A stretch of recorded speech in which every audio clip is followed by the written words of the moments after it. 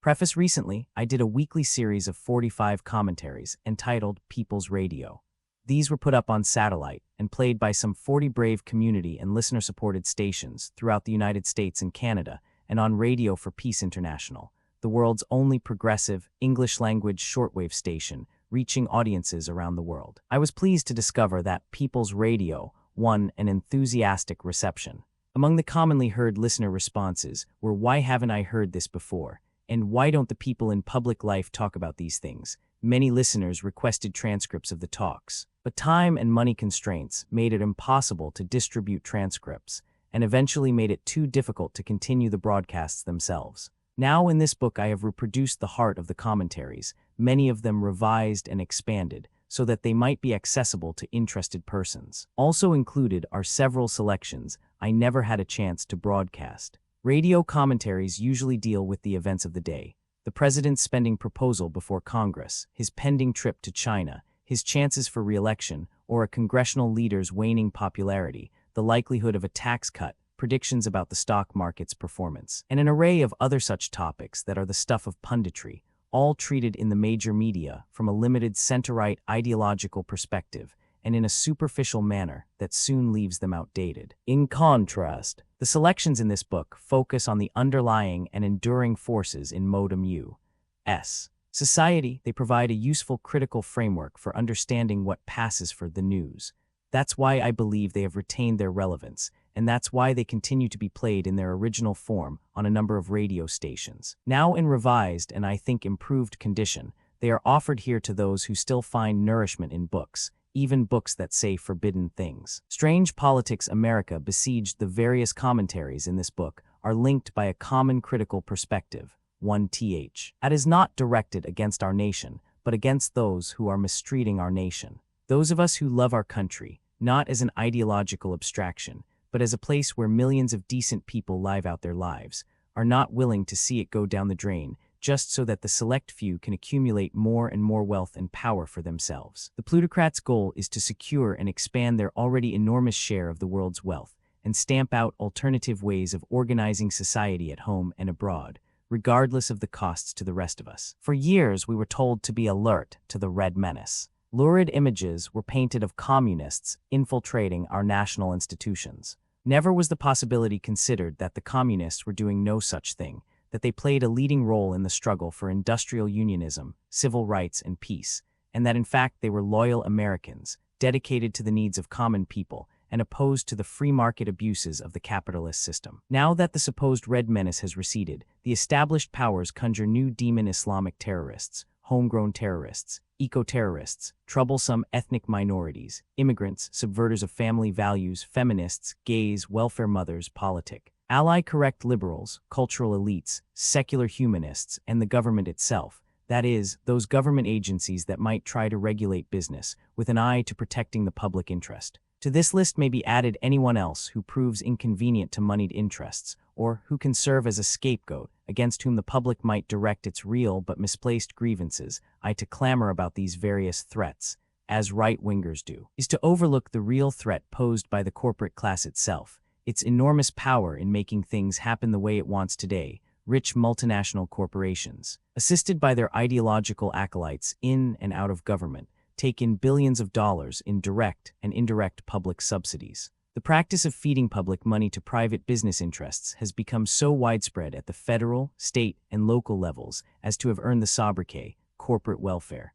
The big corporations batten off a massive profit-driven military budget. As rich creditors who hold the enormous notes on the national debt, they pocket billions of taxpayer dollars. They themselves enjoy billions in tax write-offs and tax credits. They support those who attempt to undermine public services. They push for passage of laws that expand the repressive powers of the national security state and international agreements that undermine democratic sovereignty and give free rein monopoly capital. They work to destroy social reform movements at home and abroad, to strip away environmental protections, to marginalize progressive leaders, and ever more tightly limit political discourse in major media that are neither free nor independent. So one is forced to conclude that we are indeed a nation besieged, not from without but from within, subverted not from below but from above. The moneyed class exercises a near monopoly influence over our political life, over the economy, the state, and the media. Some Americans are astonished to hear of it. Others have had their suspicions, though they may not be quite sure how it all adds up. This book invites the reader to stop blaming the powerless and the poor, and in that good old American phrase, start following the money. Let's keep our eye on who has too much of the real power in this country. That is the first and most important step toward lifting the siege and bringing democracy back to life. The evasion of politics is something more than what politicians do when they run for office. Politics is concerned with the struggles that shape social relations within societies and affairs, between nations, the taxes and prices we pay, and the jobs available to us, the chances that we will live in peace or perish in war, the costs of education and the availability of scholarships, the safety of the airliner or highway we travel on, the quality of the food we eat and the air we breathe, the availability of affordable housing and medical care, the legal protections against racial and sexual discrimination.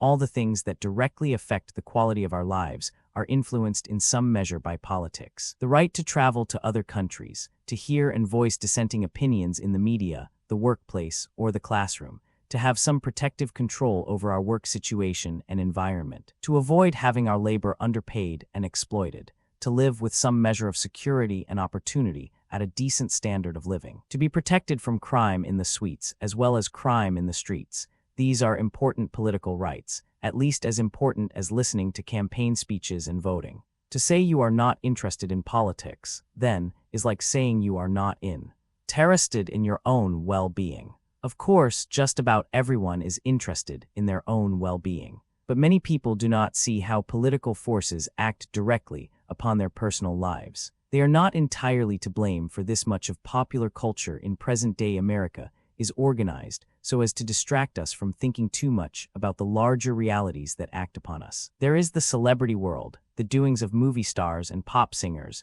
and the endless sporting events. There are the mind-shrinking idiocies of commercial television, everything from sitcoms and shoot-em-ups to daytime quiz shows, soap operas, and music videos. There are the fads and enthusiasms, the cults and sects, the joggers and bikers, the diets and cures, the fashions and lifestyles. And we must not forget the televangelists who focus people's attention on personal pieties and protective deities, promising that God will help them financially if they help the televangelists financially. There are parts of popular culture we look down upon and wish people would forsake, and parts we secretly enjoy ourselves. Most of us indulge ourselves in such distractions from time to time. After all, it is easier to be entertained than informed, although it is seldom more interesting. But the fluff and puffery of entertainment culture is so omnipresent that it can easily crowd out more urgent things. In economics, Gresham's law says that bad currency has a tendency to drive good currency out of circulation. There seems to be a Gresham's law in popular culture. The more sensationalized and hyperbolic images and events crowd out the more substantive ones. By constantly appealing to the lowest common denominator, a sensationalized popular culture lowers the common denominator still further. Public tastes become still more attuned to the big hype, the trashy, flashy, wildly violent, instantly stimulating, and desperately superficial offerings. Even many of the issues that supposedly deal directly with political life are devoid of any intelligent discussion of the political realities that actually weigh upon us, which helps explain why we do not find them very compelling. Much of what is called politics in America focuses on the pursuit of elective office 22 months before the November presidential elections. The news media are filled with stories about who might run for the Democratic and Republican nominations, with not a word about third parties, except perhaps conservative ones. The main focus throughout the ensuing months is not on the issues but on the horse race. Who is running? Who's ahead? Who dropped out? Who has the voter appeal? Who won the nomination? Who will win the election?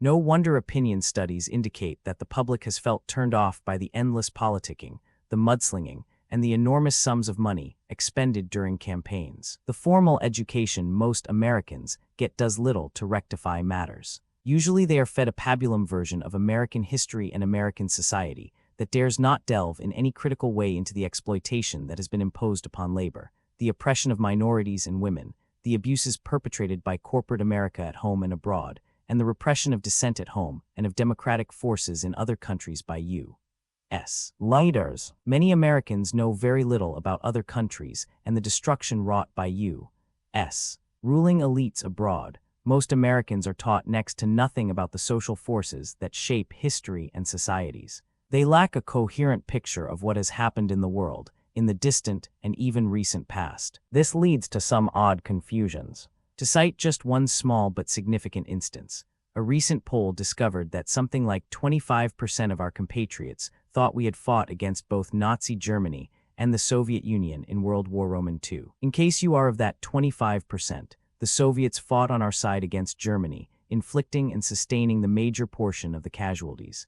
Americans are taught that we have a free and open society as befits a self-governing people. Unlike the poor souls in totalitarian countries, we supposedly are involved in and are informed and critical about political affairs. Soviet dissident Alex Amirasov, who chose to live in the United States, when questioned about this some years ago, came to a contrary conclusion. What struck Amirasov was how markedly apolitical Americans were as compared to Soviet citizens, how Americans almost never concern themselves with political issues, with the important events that bear upon their lives and communities, at least not in any sophisticated and informed manner. In contrast, in the Soviet Union, according to Amirasov, people were always discussing issues and registering their complaints and ideas. With today's capitalist restoration in the former Soviet Union, however, the level of political apathy and cynicism now resembles that of our own country. The point is that Americans have been made notably apolitical by the popular culture and social forces that act upon them.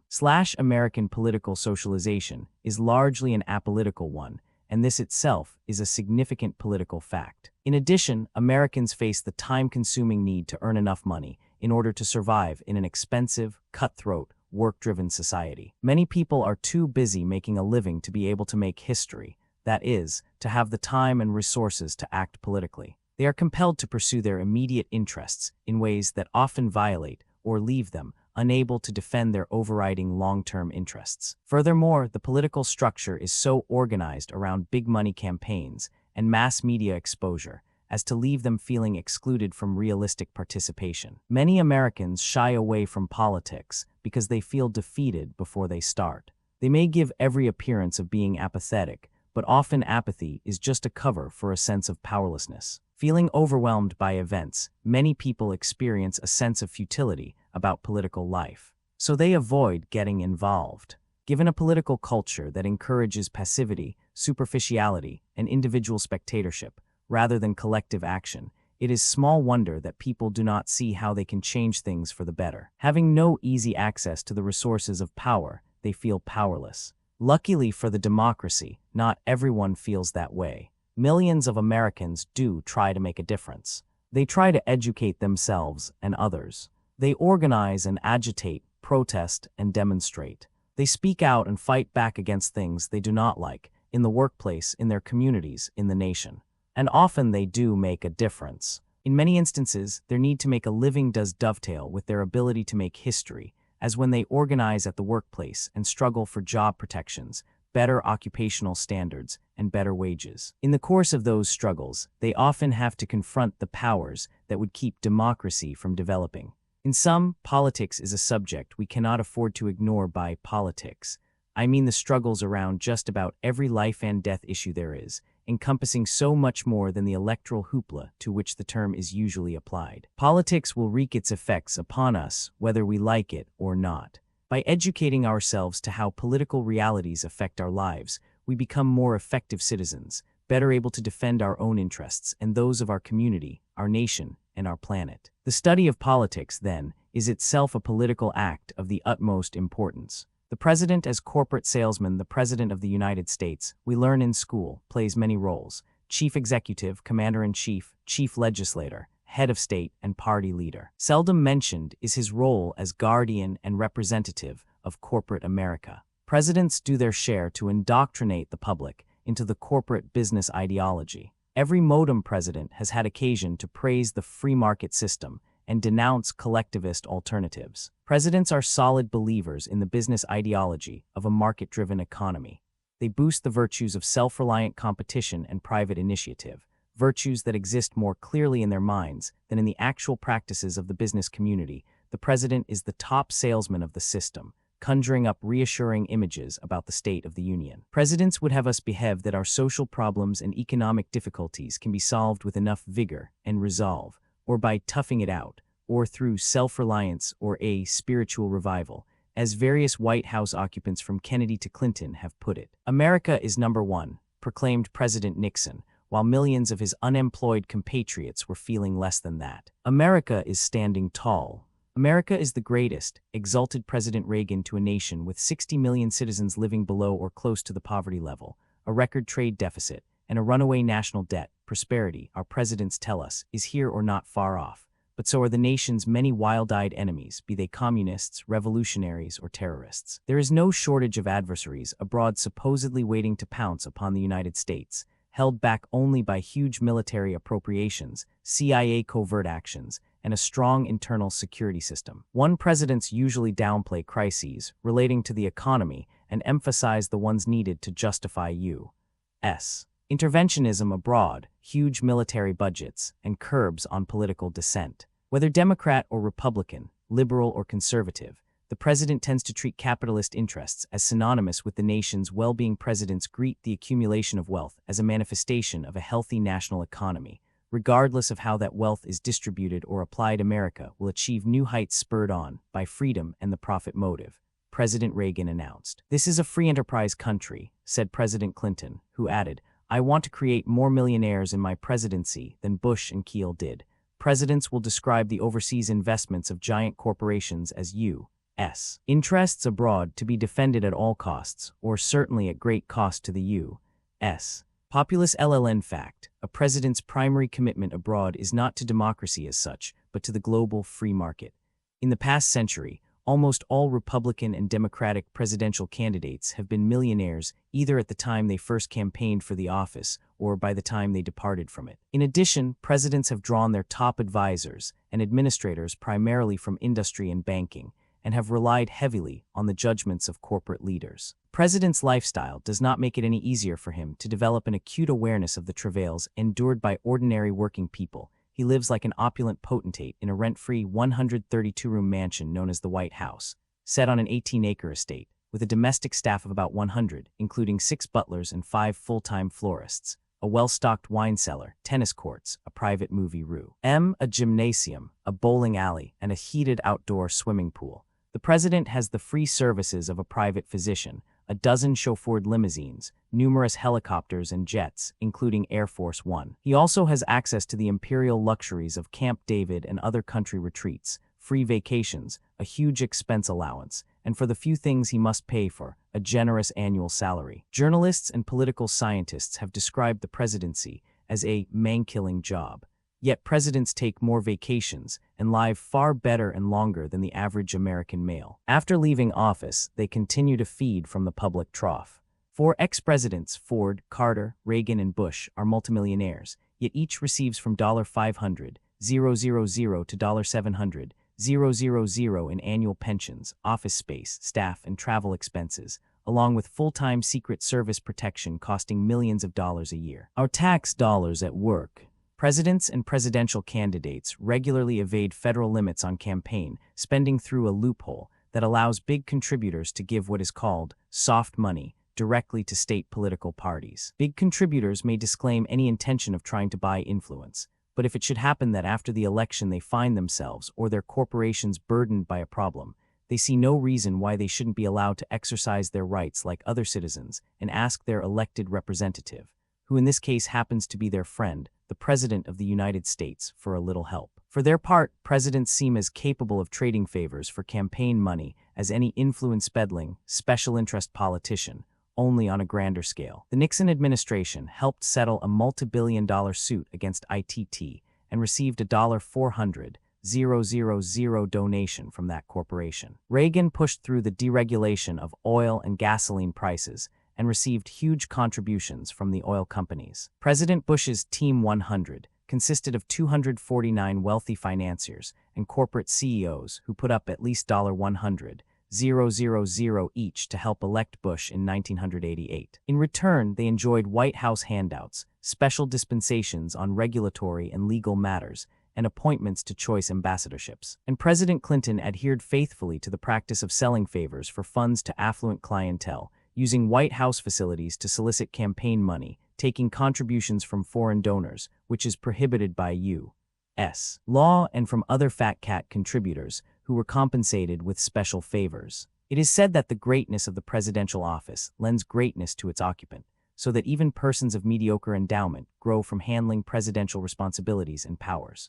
Closer examination reveals that presidents have been just as readily corrupted as ennobled by high office, inclined toward self-righteous assertion, compelled to demonstrate their military toughness against weaker nations, and not above operating in unlawful ways. Thus, long before Bill Clinton thought of doing it, at least 6 other presidents employed illegal FBI wiretaps to gather incriminating information on rival political figures. The White House tapes, which recorded the private Oval Office conversations of President Nixon, showed him to be a petty, vindictive, bigoted man who manifested a shallowness of spirit and mind that the majestic office could cloak but not transform. President Reagan repeatedly fabricated stories and anecdotes about non-existent events. The Iran-Contra affair revealed him to be a deceptive manipulator who pretended to support one policy while pursuing another, and who felt himself to be unaccountable to Congress and the Constitution. To get to the top of the political power heap, the president must present himself as a man of the people,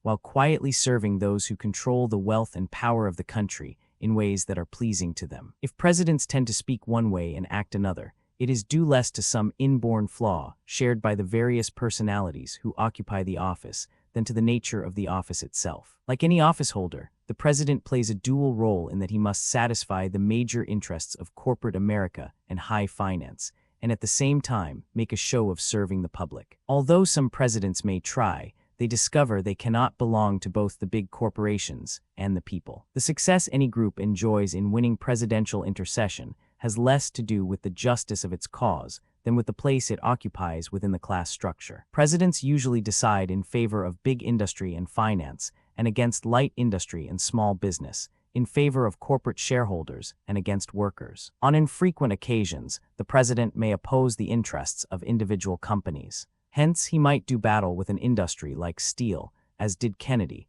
to hold prices down in order to ease the inflationary pressure on other producer interests. When engaged in such conflicts, the president takes on an appearance of opposing the special interests on behalf of the common interest. In fact, he might better be described as protecting the common interest of the special interests. This role is not sufficiently appreciated by the business community, who will attack a president for even the most minimal regulations he might feel constrained to impose. On even more infrequent occasions, when an issue is given some honest exposure in the media and public sentiment is mobilized, the president might decide on behalf of the public interest, as when Clinton backed his Food and Drug Commissioner against the tobacco companies regarding the marketing of nicotine. Still, for all the publicity, not all that much has been done to stop that industry from marketing its addictive and injurious products to publics at home and abroad. Generally, as the most powerful officeholder in the land, the president is more readily available to the most powerful interests in the land,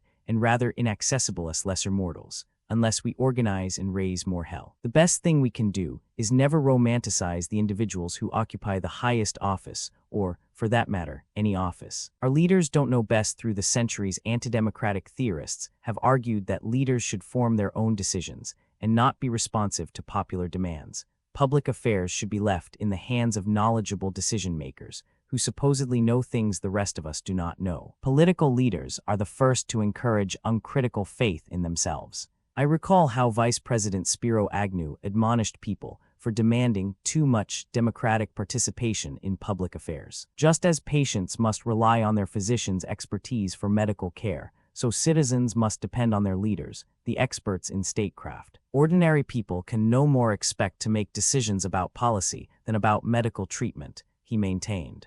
Not long after this utterance, Agnew was indicted for using the influence of his office to perform special favors for special friends. In return, these friends, who doubtless were appreciative of his expertise in statecraft, regularly delivered large sums of cash to him at the vice president's residence. In 1991, Polish President Lech Walesa, dedicated to privatizing his country's economy, demanded that the democratically elected parliament suspend its powers and make way for rule by presidential edict. This was necessary in order to deliver the blessings of the free market upon a population that was becoming resistant to subjecting themselves to the continued shock therapy of unemployment, inflation, and the loss of human services and benefits. Responding to this popular sentiment, Parliament resisted some of Wales's draconian measures. For Wales, democracy had become a troublesome barrier to the transition to capitalism and had to be stuffed back into the bottle. He resorted to the same kind of anti-democratic elitist analogy as Agnew, arguing that a bus must be driven by the driver and not by the passengers, who might all try to grab the wheel at once and who would succeed only in plowing the vehicle into a tree. Such arguments against democracy are endless in the history of political theory, going as far back as ancient Greece. They are often framed as arguments by analogy, and as such, they make overextended comparisons between things that are really quite different. The relationship of democratic citizen to officeholder is not the same as the relationship of patient to doctor or passenger to bus driver. But if one really wanted to argue the analogy, one could draw different conclusions from the ones proffered by Agnew and Wales. Thus, contrary to Agnew, patients should show no more unquestioning trust toward doctors than citizens toward officials. Patients should ask about the purpose of specific medical procedures, get second opinions, and make the final decision on whether to submit to a particular treatment. Too many doctors are trained to act with the same arrogance as Agnew's public official, not listening to what patients have learned from their experiences with their illness. So with Wales's analogy of the bus, while passengers should not grab the wheel, they certainly have a right to know where they are being taken, by whom, over what course, at what speed, and with what degree of competence and safety. And if they don't like how or where the bus is being driven, they usually can vote with their feet and get off at the next stop, which is something we cannot easily do living in a polity. No matter how appealing the analogy may be, one is still comparing situations that are at best only roughly parallel in form, while vastly different in content. No analogy about doctor-patient or passenger-bus driver relations can settle the original question regarding the appropriate role of democratic input in public affairs. The notion that people should trust their leaders has led to many unfortunate outcomes. History is full of examples of monarchs, dictators, prime ministers, popes, and presidents who were not deserving of the slightest trust, who pursued policies that violated the interests of their people at every turn. During the Vietnam War, I heard someone remark that the president must know things we do not, and therefore we must put our trust in him and follow his lead. During the 1991 war waged by the United States against Iraq, I heard a student say the same thing. We had to trust the president and have faith in him. Such expressions of faith should discomfort every Democrat. Faith is something we might better reserve for a deity. Trust, as exists between close friends and loved ones, is the one thing we could do without in regard to our leaders. Especially during times of crisis, such as war, we hear that we must have faith in our leaders, for they are the ones who will see us through. What is overlooked is that they are likely the ones who created the crisis and should be held accountable for their actions. It is the essence of democracy that we not trust and not have faith in our leaders. Democracy is a system built on distrust. That is why, when a close approximation of it works, we get real debate, investigation, exposure, and accountability. At the heart of all procedural democracy is the idea that we must watch leaders closely, question them sharply, demand to see the documents, look for differing explanations, and pursue open debate about policies before, during, and after elections. Being a leader is no guarantee of special wisdom or virtue, as Agnew, Wales, and so many other leaders have thoroughly demonstrated. If one reads the minutes of presidential meetings, or the correspondence between top decision-makers, or listens to a president or cabinet member at a press conference, or reads the memoirs of erstwhile leaders, one is impressed by how unexpected the policymakers sound, how their thinking seems free of particular enlightenment or insight. One is struck by the self-serving manipulation, the fabricated justifications, inconsistencies, evasions, and downright hees, and the contrived and often superficial arguments that are conjured up to justify domestic and foreign policies that serve elite moneyed interests rather than popular interests, and thus have no real democratic justification. One comes away with a better understanding of why leaders so often insist on working secretly, without having to give an account of their actions. They do not want us to see what they really are about. To those who counsel trust and faith, I would ask, who among our ruling agencies should we trust? Should it be the CIA, which carries out violent covert actions against rebellious peoples abroad and which has a long record of colluding with conspirators, assassins, and drug traffickers. Should we place our faith in the FBI, with its COINTELPRO, a systematic campaign to infiltrate and subvert democratic groups with provocateurs and undercover agents, and with its murderous raid against private citizens in Waco, Texas? Should we trust the president, who said that NAFTA and GATT would create a more prosperous and equitable life for folks at home and abroad, and that ending aid to families with dependent children would be good for those families? Or should we trust the Republicans in Congress who seek to dismantle every environmental regulation that is still on the books and want to roll back Social Security and every other governmental human service that reaches common people, while expanding the huge services and handouts that go to rich corporations? I would not trust any of them. I would trust only a vigilant, informed, distrustful citizenry, we, the people. Republicrats and Demopublicans, it is not quite accurate to characterize the two major political parties, the Republicans and Democrats, as Tweedledee and Tweedledum. Were they exactly alike in image and posture, they would have even more difficulty than they do in maintaining the appearances of choice. The question is not, are there differences between the two parties, but do the differences make a difference? On most fundamental economic issues, the similarities between them loom so large as to obscure the differences. With the exception of a small group of Democratic progressives in the House of Representatives, numbering about 50, and a few progressives in the Senate, both political parties in Congress are committed to the preservation of an untrammeled giant corporate economy, huge military budgets, and the funneling of public monies through private conduits in order to bolster business profits. With relatively few exceptions, both are committed to the use of repression against opponents of the big business structure, the defense of the multinational corporate empire, armed intervention against social revolutionary or nationalist elements abroad, and the transfer of sovereign power to international business oligarchs under NAFTA and GATT, all at great cost to the life chances of people at home and abroad. The similarities between the parties do not prevent them from competing vigorously for the prizes of office, expending huge sums in the doing, just as the similarities between Coca-Cola and Pepsi-Cola do not keep them from strenuous competition, and the similarities between the Gambino gang and the Gallo gang did not keep them from bloody turf fights. As with other commodities, the merchants of the political system have preferred to limit their competition to techniques of packaging and brand image. With campaign buttons, bumper stickers, and television and radio spots, with every gimmick devoid of meaningful content, the candidate sells his image as he would a soap product to a public conditioned to such bombardments. As someone once said, you can't fool all the people all the time. But if you fool them once, it's good for 4 years. Whatever their differences, the two major political parties collude in maintaining their monopoly over electoral politics and discourage the growth of progressive third parties. All 50 states have laws that are written and enforced by Democratic and Republican officials, regulating and frequently thwarting third-party access to the ballot. Such laws require vast numbers of signatures for third-party or independent candidates just to get on the ballot. Minor parties also face limitations on where and when petitions may be circulated, who may circulate them, and who may sign. In some states, the time allotted to collect signatures has been cut to 1 week, making it virtually an impossible task. In West Virginia, Arizona, Nebraska, New York, and Texas, you cannot vote in a major party primary if you sign the petition of an independent or third-party candidate to help them get on the ballot. Filing fees also discriminate against minor party candidates. In Florida, an independent or third-party presidential candidate must submit 167,000 valid signatures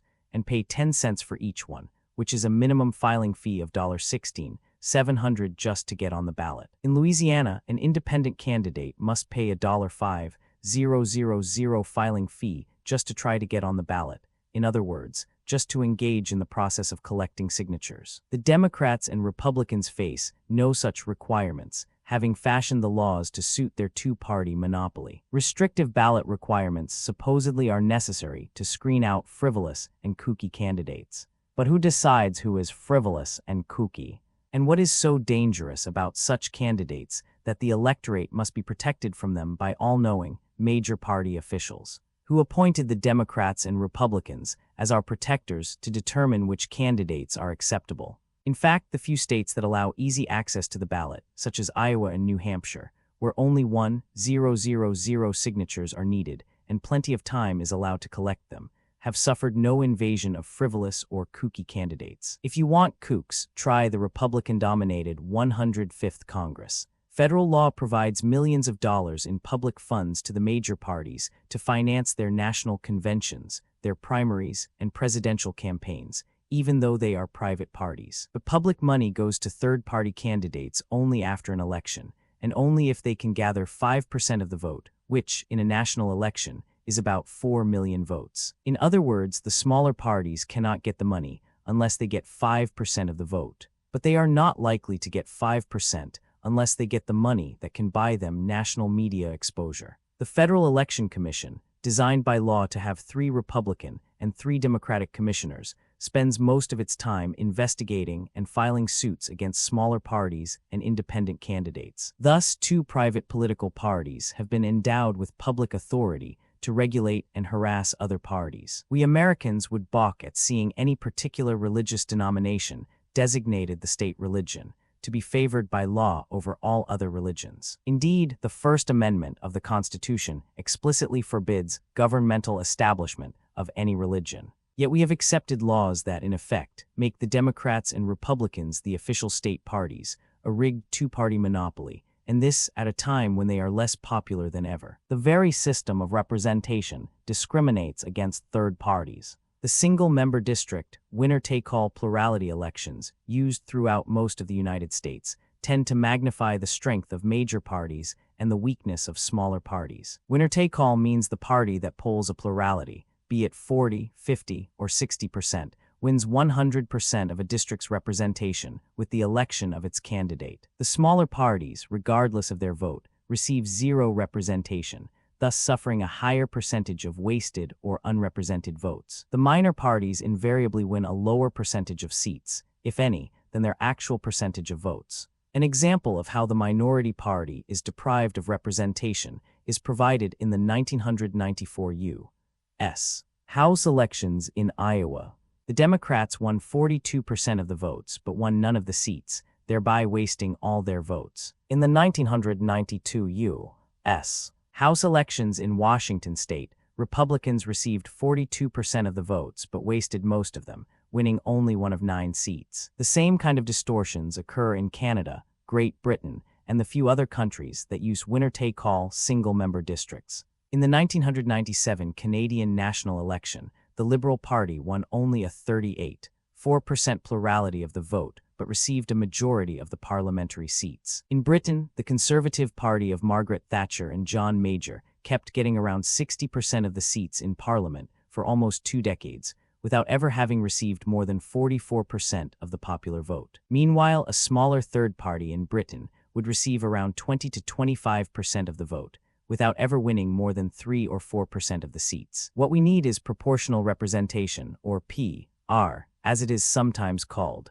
Under PR, a party that gets 40% of the vote gets 40% of the seats. A party that gets 15% at the polls gets 15% of the seats, and so on. Proportional representation is the most popular voting system in the world. New Zealand has just adopted it.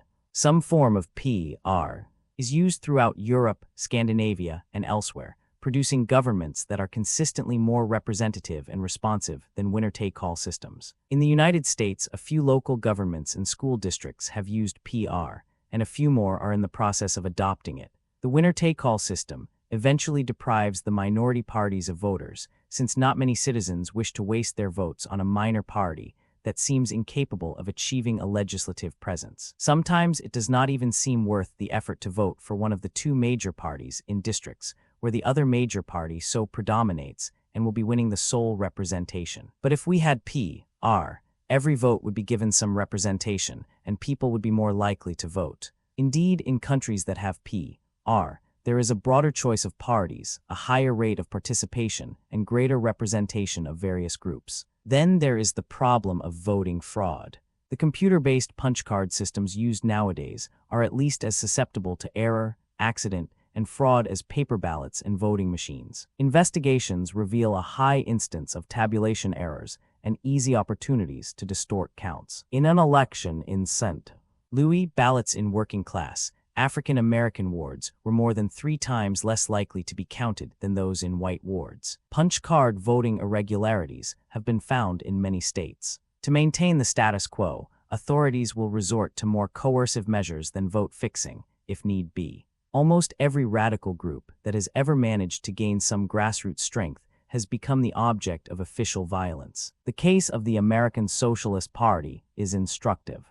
By 1918, the Socialist Party held 200 offices in 24 states. But soon after, the Socialists suffered the combined attacks of federal, state, and local authorities. Their headquarters in numerous cities were sacked by police. Their funds were confiscated, their leaders jailed, their newspapers denied mailing privileges. After a few years of this treatment, the party was finished as a political force. While confining themselves to legal, peaceful forms of political competition, the socialists discovered that their opponents were burdened by no similar compunctions. The guiding principle of ruling elites is, when change threatens to rule, then the rules are changed. For most voters, a political campaign has little reality apart from its media visibility. Since the media do not cover a third party's campaign, most people remain unaware of its existence. During presidential campaigns, the television networks give the Democratic and Republican candidates primetime coverage every evening, while minor party candidates receive but a few minutes of coverage, if that,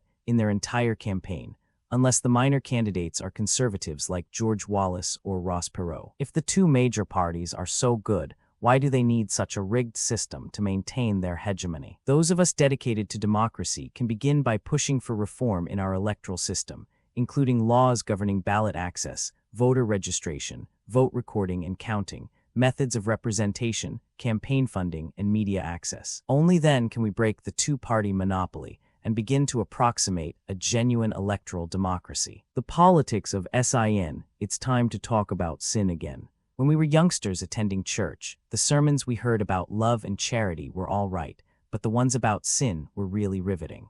Sin is a compelling subject, something we can all relate to. I lived in Washington, D.C., for 14 years, which might make me something of an expert on sin. Our nation's capital provides a never-ending succession of sinful scandals. Escapades that were once winked at can now ruin public careers. There are scandals about influence peddling and flesh peddling, scandals about call girls and call boys. As one comedian commented, I was shocked to hear that male prostitutes have been associating with congressmen, trading sexual favors for money with members of Congress. That's disgusting. It certainly has lowered my opinion of male prostitutes. Such sin, however, is of the personal kind, the stuff of which tabloid headlines are made, the kind of sin that Bible-thumping televangelists denounce when they are not indulging in it. There is another kind of sin that is far worse, but it gets little attention. Yet it hurts more people in serious ways and is more damaging to the social fabric. I am referring to the sins of institutional and class power, whose causes are removed several times from the victim, so that the perpetrators are not readily visible. Indeed, the perpetrators do not even see themselves as guilty of any evil doing. Consider that 15,000 people are killed each year on the job. Millions are disabled, many seriously and permanently, and hundreds of thousands die prematurely from work-related diseases. That is many times more people than are murdered on the streets. Some occupational deaths and injuries are unavoidable, but most of them could be prevented by more exacting safety regulations and better enforcement. It is a social evil, a sin, that such conditions prevail. Consider the children born with birth defects and the adults who are stricken because of exposure to toxic dumps and chemical effluent. A 1980 U.S. Surgeon General's report on toxic chemicals concluded that the air we breathe, the food we eat, and the water we drink together have become the greatest cause of death in America. Yet giant corporations continue to treat our environment like a septic tank, violating pollution and safety standards, giving not a thought to how we might reverse what is swiftly becoming a global catastrophe. Consider the companies that knowingly market unsafe products, everything from cars to medications to toys. Consider the multinational firms that knowingly sell addictive and injurious tobacco products here and abroad, bolstered by U.S. government subsidies that kill hundreds of thousands every year in the United States alone. Many more people sustain injury, loss, and death from the doings of corporate America than from street crime. There is no social formation more profoundly immoral than a big capitalist corporation. It operates without any scruples and will try to get away with whatever it can. Vast amounts of money are stolen from the American public by big business through insufficient wages, price fixing, crooked financing, inflated insurance rates, deceptive sales, and other shadowy practices. Far more money is stolen by these boardroom bandits than by ordinary criminals. The savings and loan conspiracy alone cost us more than all the burglaries, bank robberies, and other grand larceny street crimes in all of America over the past half-century. But unlike crime in the streets, crime in the suites is removed from our immediate perception and is often accomplished by remote control. Though the material and human costs are much worse, the corporate-owned media give far less exposure to corporate crimes than to street crime. I believe there is such a thing as sin, and it is no mystery what it is. Sin is harmful and hurtful behavior committed by one person against another. Sins can also be committed by organizations, including governments and corporations. Long ago, the Supreme Court created one of its legal fictions by proclaiming corporations to be persons, entitled to all the rights and privileges of other persons. Nothing in the Constitution supports this strange notion. It is nothing more than a legal fiction to shield directors and chief executive officers from personal responsibility for their crimes, which is why so few of them ever land in jail. The military is one of the great sinners of our society, although we would never know it, given the esteem and praise heaped upon the armed forces. Military facilities are among the worst environmental violators. Rocky Flats was only one, well-publicized example of how we are getting poisoned by military nuclear plants. Furthermore, the cost of the war machine makes beggars of us. It seems there is not enough money to help handicapped children and impoverished families, but there is enough for a huge defense budget, the largest single item in the federal budget, allowing the military brass to enjoy a very good life indeed with its officers' clubs, golf courses, polo fields, huge salaries, and fat pensions. The military budget is loaded with bloated contracts, padded cost overruns, and other lavish giveaways to profit-hungry defense firms. The sinners who benefit from all this are the arms profiteers and military brass. The victims are those who perish when bridges and tunnels collapse, the children jammed into overcrowded classrooms, those who go homeless and hungry or who cannot find affordable medical care, and the rest of us who wonder how we can pay all these taxes for missiles, corporate subsidies, and S&L bailouts and still make ends meet. A war machine that is so expensive as to deprive most of us of some modicum of economic security, sapping our ability to improve the life chances of millions of our most vulnerable citizens. Such a war machine is a sinful social formation. What does the military do with all that money? It spends generously upon itself. It wastes billions in corruption and mismanagement. But most of all, it constructs a technology whose goal is to intimidate and subdue people around the world, and, if necessary, kill many of them so that their lands and labor can be better put at the disposal of rich owners and foreign investors. The manner of killing has been diluted by the technology, along with the sense of sin. When someone is killed on the street with a gun, it is called murder. But when the killing is performed by long-range missiles or high-altitude jet bombers, the screams are not heard, the mangled bodies are not seen, and sin is not only easily denied, but is hailed as a patriotic virtue. Medals are awarded, flags are waved, and greater sums are voted for new weapon systems. Reality is turned on its head. Aggressive war is called defense. Imperialism is called maintaining our way of life. U.S.-supported death squad fascism has been used to defend economic privilege in El Salvador, Guatemala, and dozens of other countries, and is called protecting democracy from communism or terrorism. We need to expand our understanding of sin, and for that matter, virtue, moving from personal piety and interior experience to the realm of social evil and social virtue. This would bring us away from the hypocrisies of the televangelist and closer to the social devotions of the liberation theologist. We need to recognize that members of Congress are at their worst, not cavorting with prostitutes, but when they prostitute themselves to moneyed interests that do us real harm. According to the Bible, not everyone who saith, Lord, Lord, shall enter unto the kingdom of heaven. Personal piety and worshipful proclamations are nice enough, but the really virtuous people in this world are those who work for social justice. They are fighting sin on a grand scale. Before we give away the post office, free market conservatives are hostile toward any sector of the economy that performs important social services on a nonprofit basis. Be it libraries, hospitals, schools, colleges, transit systems, or public retirement and disability plans, such services are living demonstration that important human needs can be met collectively in the public sector, without anyone making a profit from them. This is in direct conflict with capitalism itself, which is dedicated to organizing all human activities, all labor and all consumption, in such a way as to maximize the capital accumulation of the owning class. So corporate America and its conservative acolytes in the press and in academia push hard to privatize, and in effect reduce or eliminate every public service, especially those human services that serve the ordinary public rather than the big corporations. Consider, for instance, the U.S. Postal Service, USPS. While people complain about deficiencies in mail service and conservatives urge that the post office be privatized,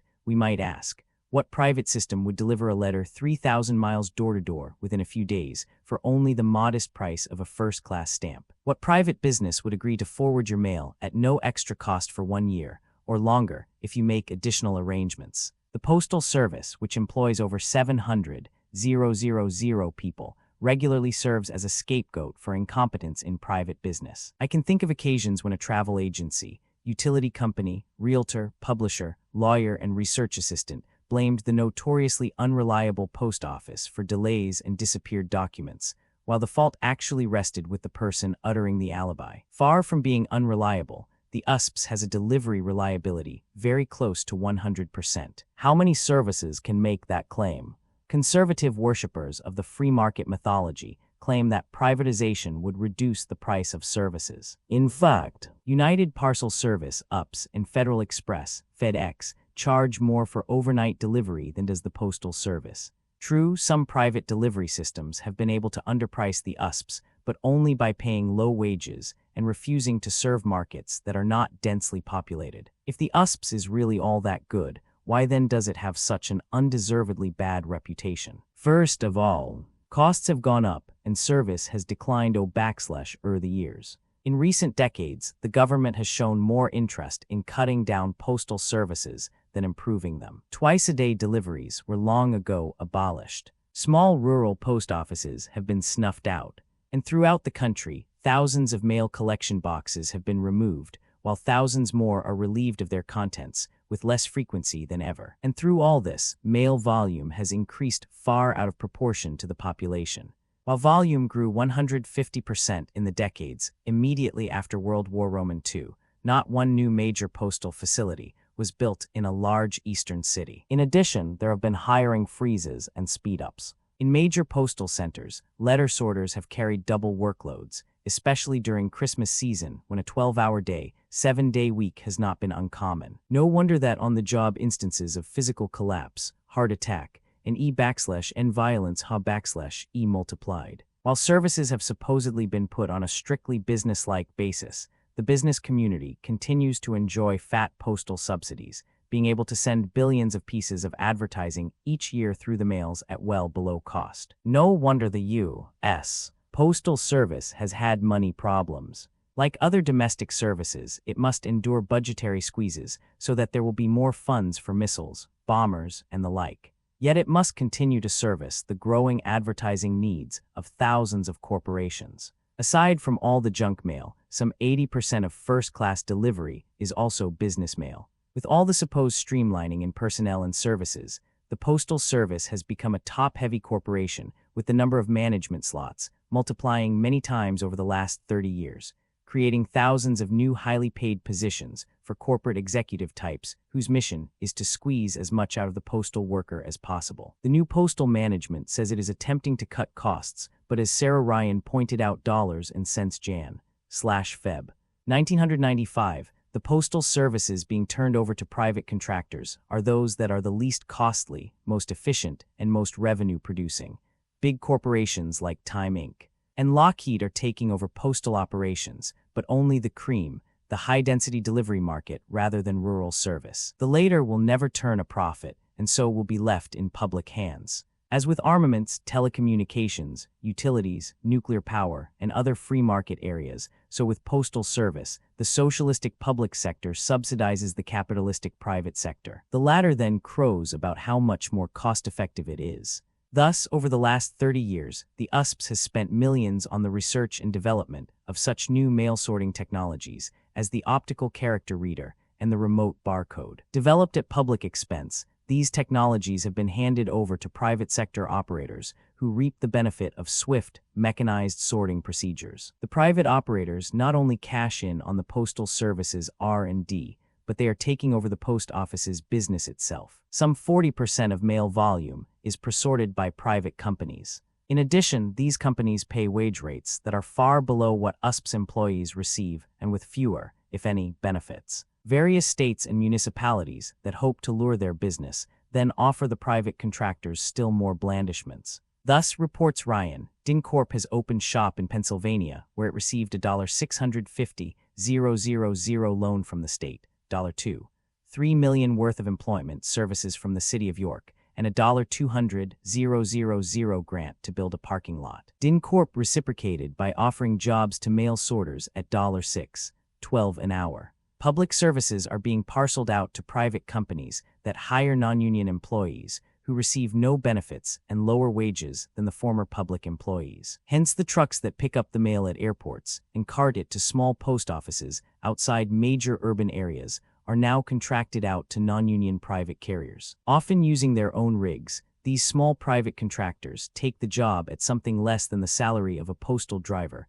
and without benefits. At present, the Postal Service is the best deal going for the general public, not because of its growing privatization, but because of its remaining public service sector. Just recently, I sent 2 packages of roughly similar size from California to New Jersey. One went priority mail for $3.00 via the U.S. Postal Service. It arrived in 3 days. The other cost $4.50 with UPS ground service. It took a week and a half. For all its faults, the public service was the more efficient and less costly. Some further comparative shopping can be done in regard to other public versus private services. Consider the drive to privatize public education.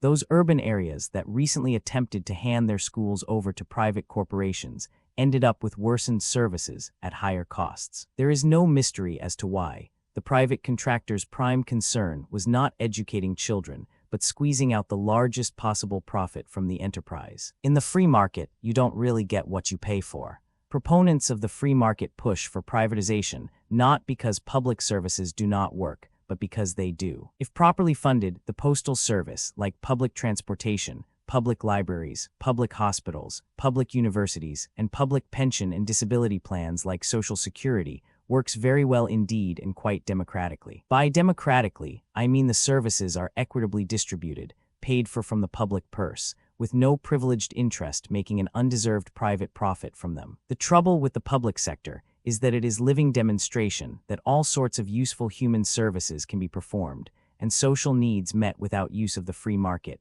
without profiteering private providers who pilfer the public purse. Upon winning office, the free marketeers defund the public service, actively subvert it, and preside over its deterioration, while subsidizing the private cont. Ractors with R&D assistance, and a host of interest-free loans, grants, and other subsidies, all compliments of the U.S. taxpayer. Then, playing on a popular discontent that is of their own making, they turn to us and say, "See, it doesn't work. We need to privatize." What we really need to privatize are the conservative ideologues in public life who try to foist this agenda on us. An unjust economy, the distribution of wealth. Most pundits who talk about the American economy rarely mention capitalism, except as a panacea for all social ills, rather than a root cause of many of our problems. Consider how wealth is distributed in the United States. There are those who own the wealth of society, the super-rich families and individuals whom we might call the owning class, and there are those who are dependent on that class for their employment, the working class, or if you prefer, the employee class. These include not only blue-collar workers, but just about everyone else who is not independently wealthy. The distinction between owners and employees is blurred somewhat, to be sure. Owners include both the wealthy stockholders of giant corporations and the proprietors of a neighborhood grocery store. However, small proprietors control a relatively tiny portion of the wealth and don't qualify as part of the corporate owning class. While glorified as the purveyors of the entrepreneurial spirit, small businesses are just so many squirrels dancing among elephants. They often are stamped out when markets decline or bigger competitors move in. Over 600 small and medium-sized businesses go bankrupt every week in the United States. Among the employee class are professionals and middle-level executives who in income, education, and lifestyle tend to be identified as middle class or upper middle class. Then there are entertainment and sports figures, lawyers, doctors, and top executives who earn such lavish incomes that they become in part, or eventually in whole, members of the owning class by investing their surplus wealth and living mostly off the profits of their investments. You are a member of the ownies. NG class when your income is very large and comes mostly from the labor of other people. That is, when others work for you, either in a company you own or by creating the wealth that allows your money and realty investments to increase in value. Hard work seldom makes anyone rich. The secret to wealth is to have others work hard for you. This explains why workers who spend their lives toiling in factories or offices retire with little or no wealth to speak of, while the owners of these businesses, who usually do not work in them at all, can amass riches from such enterprises. Wealth is created by the labor power of workers. As Adam Smith wrote in 1776, labor is alone the ultimate and real standard by which the value of all commodities can at all times and places be estimated and compared. It is their real price. Money is their nominal price only. What transforms a tree into a profitable commodity, such as paper or furniture, is the labor that goes into harvesting the timber, cutting the lumber and manufacturing, shipping, advertising, and selling the commodity, along with the labor that goes into making the tools, trucks, and whatever else is needed in the production process. For their efforts, workers are paid wages that represent only a portion of the wealth created by their labor. The unpaid portion is expropriated by the owners for personal consumption and further investment. Workers endure an exploitation of their labor as certainly as do slaves and serfs. It is obvious that slaves work for the enrichment of the master and receive only a bare subsistence. Under feudalism, serfs work numerous days for the lord without compensation. Again, the exploitation is readily apparent. So with sharecroppers, who must give a large portion of their crop to the landowner. Under capitalism, however, the portion taken from the worker is not readily visible. All one sees is a day's pay for a day's work. If wages did represent the total value created by labor, there would be no surplus wealth, no profits for the owner, no great fortunes for those who do not labor. But don't managers and executives make a contribution to production for which they should be compensated? Yes, if they are performing productive and useful labor for the enterprise, and usually they are paid very well indeed. But income from ownership is apart from salary and apart from labor. It is money you are paid when not working. The author of a book, for instance, does not make profits on his book. He earns an income from the labor of writing it, proportionately much less than the sum going to those who own the publishing house and who do none of the writing, editing, printing, and marketing of books. The sum going to the owners is profits. It is unearned income. Profits are what you make when not working. While corporations are often called producers, the truth is they produce nothing. They are organizational devices for the accumulation of capital, for making money off labor. The real producers are those who apply their brawn, brains, and talents to the creation of goods and services. The primacy of labor was noted years ago by a Republican president. In a message to Congress, Abraham Lincoln stated, "Labor is prior to and independent of capital. Capital is only the fruit of labor, and could not have existed had not labor first existed. Labor is the superior of capital and deserves much the higher consideration." Lincoln's words went largely unheeded. The dominance of capital over labor remains the essence of the U.S. corporate system, bringing ever greater concentrations of wealth and power into the hands of a small moneyed class. Contrary to the prevailing myth, this country's wealth does not belong to a broad middle class. The top 10% of American households own 98% of the tax-exempt state and local bonds, 94% of business assets, 95% of the value of all trusts. The richest 1% owns 60% of all corporate stock and fully 60% of all business assets, while 90% of American families have little or no net assets. The greatest source of individual wealth is inheritance. If you are not rich, it is probably because you lacked the foresight and initiative to pick the right parents at birth. The push is toward greater economic inequality. In the last 15 years, income from investments in property, i.e., interest, dividends, rents, land, and mineral royalties, has been growing 2 to 3 times faster than income from work. The top 500,000 people have more wealth, more money than the other 200,000,000. The top 1% saw their average income soar by over 85% after taxes in the last 15 years, while the incomes of the bottom fifth declined by 10%. And the trend has accelerated since then. Income and wealth disparities are greater today than at any time in the half-century that such information has been collected. As one economist put it, if we made an income pyramid out of a child's building blocks, with each layer portraying $1,000 of income, the very richest would be far higher than the Eiffel Tower, but almost all of us would be within a yard off the ground. Next time you hear politicians and pundits describe America as a middle-class nation, you might wonder what they are talking about. Such concentrated wealth translates into concentrated power over our political, social, and cultural lives, and poses a threat to democracy itself. Keeping the rich invisible when a middle-aged acquaintance of mine bragged that he weighed the same today as he did in his youth, I reminded him that weight resembles wealth. It's not merely the aggregate accumulation that counts, it's the distribution. But wealth differs from weight in that it tends to accumulate at the top. Karl Marx had it right. Wealth is becoming increasingly concentrated in the hands of the few, while poverty spreads ever more widely among those below. Some opinion makers disagree strongly. They insist that ours is a prosperous middle-class society and that our economy is performing well. But again, look at the distribution. Cui bono? Who benefits? During the Reagan-Bush-Clinton era, the share of the national income going to those who work for a living shrank by over 12%. The share pocketed by those who live principally off their investments increased almost 35%. The New York Times, June 6, 1996, reported that income disparity in 1995 was wider than it has been since the end of World War II. Over the last 2 decades, the average income for the top 20% jumped from $73, $754 to $105, $945 in constant dollars, while the bottom 20% moved only from $7, $202 to $7, $762. But these figures greatly understate the problem. Put simply, the Times story is based on a Census Bureau study that completely excludes the income of the very rich. An average income for the top quintile of $105, $945 hardly represents a rich, let alone super-rich cohort. What goes on here?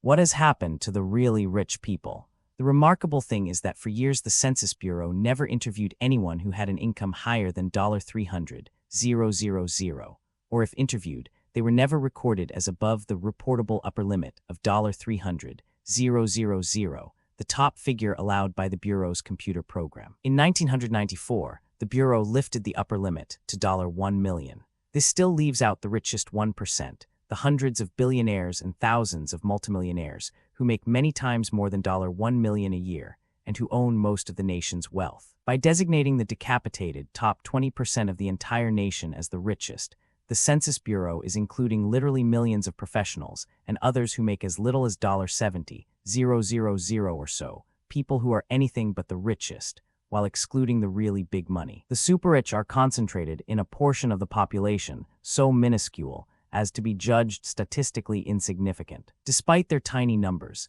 they own the lion's share of everything there is to own and enjoy an income advantage thousands of times greater than the spread allowed by the Bureau's figures. The difference between a multibillionaire who takes in $100 million in any one year and a janitor who makes $8,000 is not 14 to 1, the usually reported spread between highest and lowest quintiles, but over 14,000 to 1. When asked why this sampling procedure was used, a Bureau official told my research assistant that the Bureau's computers could not handle higher amounts. A most improbable excuse, since once the Census Bureau decided to raise the upper limit from $300,000 to $1 million, it did so without any difficulty, and it could do so again. Another reason the official gave was confidentiality.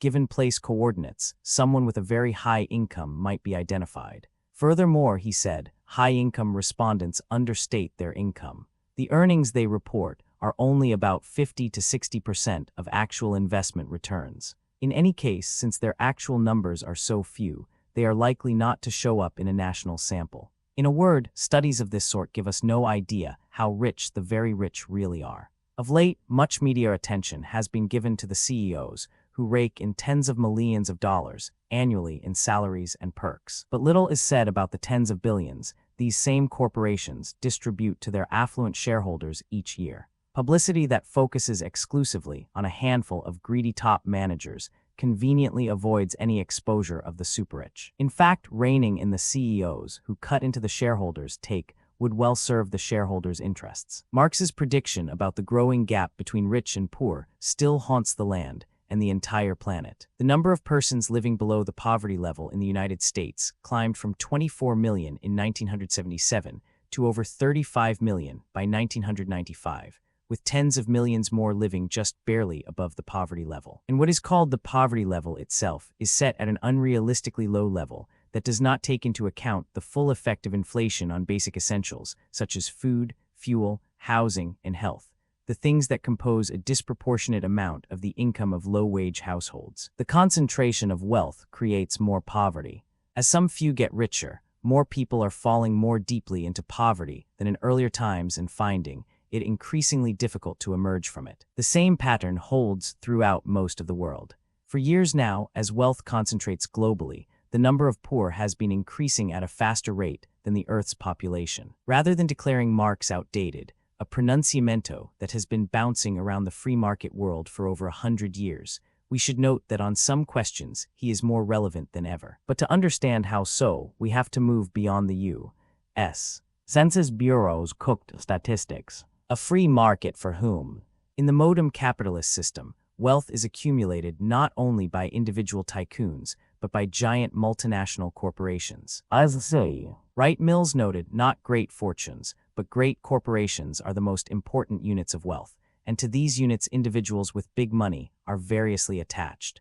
As Marx predicted over 150 years ago, these units of wealth continue to merge in increasingly greater concentrations. But there is something more to capitalism than just the concentration of wealth. Vast fortunes existed in ancient Egypt, feudal Europe, and other early-class societies. What is unique about capitalism is its perpetual dynamic of capital accumulation and expansion, and the dominant role this process plays in the economic order. Capitalists like to say they are putting their money to work, but money as such cannot work and cannot create wealth. What capitalists really mean is that they are putting more human labor power to work, paying workers less in wages than they produce in value, thereby siphoning off more profit for themselves. That's how money grows. The average private sector employee works a little over 2 hours for himself or herself and almost 6 hours for the owners. That latter portion is the surplus value that Marx saw as the source of the owner's wealth. Capitalists talk about surplus value all the time. They call it added value, which is roughly the same thing. Consider the New York Times business page advertisement to lure investments to the Big Apple. New York's manufacturing workers produce $4.25 in value over and above every dollar they get in wages. It might be noted that workers in Texas produce $5 in added value for every wage dollar, and the percentage is substantially higher in most third world nations. All of Rockefeller's capital could not build a house or a machine. Only human labor can do that. Of itself, capital cannot produce anything. It is the thing that is produced by labor. The ultimate purpose of the free market is to create not use value, but exchange value, not useful things but profitable ones. The goal is not to produce goods and services for human needs per se, but to make money for the investor. Money harnesses labor in order to convert itself into goods and services that will bring in still more money. Capital annexes living labor in order to create more capital. The function of the corporation is not to perform public services, but to make as large a return on investment as possible. The social uses of the product and its effects upon human well-being and the natural environment win consideration in capitalist production, if at all, only to the extent that they don't violate the profit goals of the corporation. As David Roderick, the president of U.S. Steel Now Usks, put it, United States Steel Corporation is not in the business of making steel. We're in the business of making profits. This relentless pursuit of profit results from something more than just greed, although there is plenty of that. Under capitalism, enterprises must expand in order to survive. To stand still amid growth is to decline, not only relatively but absolutely. A slow growth firm is less able to move into new markets, hold onto old ones, command investment capital, and control suppliers. Eventually, slow growth leads to a company's decline. Even the biggest corporations are driven by the need to expand, to find new ways of making money. Ultimately, the only certainty, even for the giants, is uncertainty. Survival can never be taken for granted. Business leaders correctly point out that they could not survive if they tried to feed or house the poor, or invest in nonprofit projects for the environment, or in something so nebulous as a desire to advance public well-being. Nor can they invest simply to create more jobs. In fact, many of their labor-saving devices and overseas investments are designed to eliminate jobs and reduce wages. As unemployment climbs, buying power and sales decline, inventories accumulate, investment opportunities recede, more layoffs are imposed, and recession deepens. For the big capitalists, however, recessions are not unmitigated disasters. Weaker competitors are weeded out, and business is better able to resist labor demands, forcing workers to accept wage and benefit cutbacks in order to hang onto their jobs. A large reserve supply of unemployed workers helps to deflate wages. Unions are weakened and often broken, strike activity declines, and profits rise faster than wages. The idea that all Americans are in the same boat, experiencing good and bad times together, should be put to rest. Even as the economy declines, the rich grow richer not by producing a bigger pie, but by grabbing a bigger-than-ever slice of the existing pie. Thus, throughout the 1990s, corporate profits reached record levels, as companies squeezed more output from each employee while paying relatively less in wages and benefits. In 1997, inflation was down and employment was up. Yet for the mass of working people, real income showed no gains, benefits were cut back, and many worked harder than ever to stay afloat. The bulk of the prosperity went to the few, not to the many. A common problem of modern capitalism is inflation. The 4 or 5% inflation rate that has regularly plagued our economy can, in a few years, substantially reduce the buying power of wage earners and people on fixed incomes. Corporate leaders maintain that inflation is caused by the wage demands of labor unions. In fact, wages have not kept pace with prices and profits. Over the past 2 decades, except for a few brief intervals, inflation has climbed faster than wages, thereby cutting into the buying power and living standard of most workers. Hardest hit by inflation are the 4 essentials, which devour 70% of the average family income: food, fuel, housing, and healthcare. But in these and most other industries, the portion of production costs devoted to wages over the last decade has been shrinking, while the share taken by executive salaries, stockholders, and interest payments to bankers has multiplied dramatically. The wage price spiral is more often a profit price spiral, with the worker more the victim of inflation than the cause of it. Those who insist that the free market can answer our needs seem to overlook the fact that the free market has no such interest in doing so. That is not what it is about. The free market's function is to produce the biggest profits possible for its investors. People may need food or housing, but they offer no market until their need is coupled with buying power to become demand. Meanwhile, right-wing ideologues take aim at any human service or entitlement that helps common people. As they see it, everything should go into the free market. Working people do not need public pensions, public hospitals, public libraries, public parks, or public services of any kind. They should place their faith in the free market. The problem is the free market is not free at all, except for those who compose the investor class. It is not even a market, being dominated by a relatively few rich cartels. It is not there to serve our human or social needs, but to maximize profits, making more and more for the few who have so much already and who want it all. The myth of neutrality, technology, and money. I recently heard a television network official assert categorically that technology is inherently neither good nor bad. It depends on how you use it. It could be used for helping or harming society, he claimed. He voiced this notion with such authoritative insistence as to leave the impression that he was the first to have thought of it. In fact, many people stress this point, and they are just as mistaken as he. Only when one speaks hypothetically does technology achieve neutrality. It could be used for good, or it could be used for evil. Such unspecified references to how it could be used overlook the reality of how it actually and regularly is used. The truth is, technology is neutral only when conceived in the abstract, divorced from the social context in which it develops. But since it develops only in a social context, and since its application is always purposive, then we must ask, cui bono, who benefits, and is it at someone else's expense? Technology is used mostly to maximize the powers and profits of the higher circles. New advances in technology are not neutral things. They impact upon us, our communities, and our environment in often hurtful and regressive ways. Consider a recent example of how technology has been utilized to maximize corporate earnings. Monsanto Co. spent $500 million to develop bovine growth hormone, BGH, a wonder drug that induces cows to produce abnormally high amounts of milk. The drug is causing serious illnesses and greater health maintenance costs for dairy herds, and increased feeding needs and animal waste runoffs that further damage the environment. The cows suffer from infection and malnutrition and must be given even more than the usual ration of antibiotics, all of which gets into the milk we consume. The long-term effects of BGH are not known, but it is suspected of having carcinogenic effects. The increased milk production induced by BGH is costing taxpayers $100 million a year in additional federal surplus purchases, mostly benefiting a few big dairy producers, and of course, Monsanto. So here is technology used for good, increased production of a food, having predictably bad results for the cows, the environment, and perhaps millions of adult and child consumers.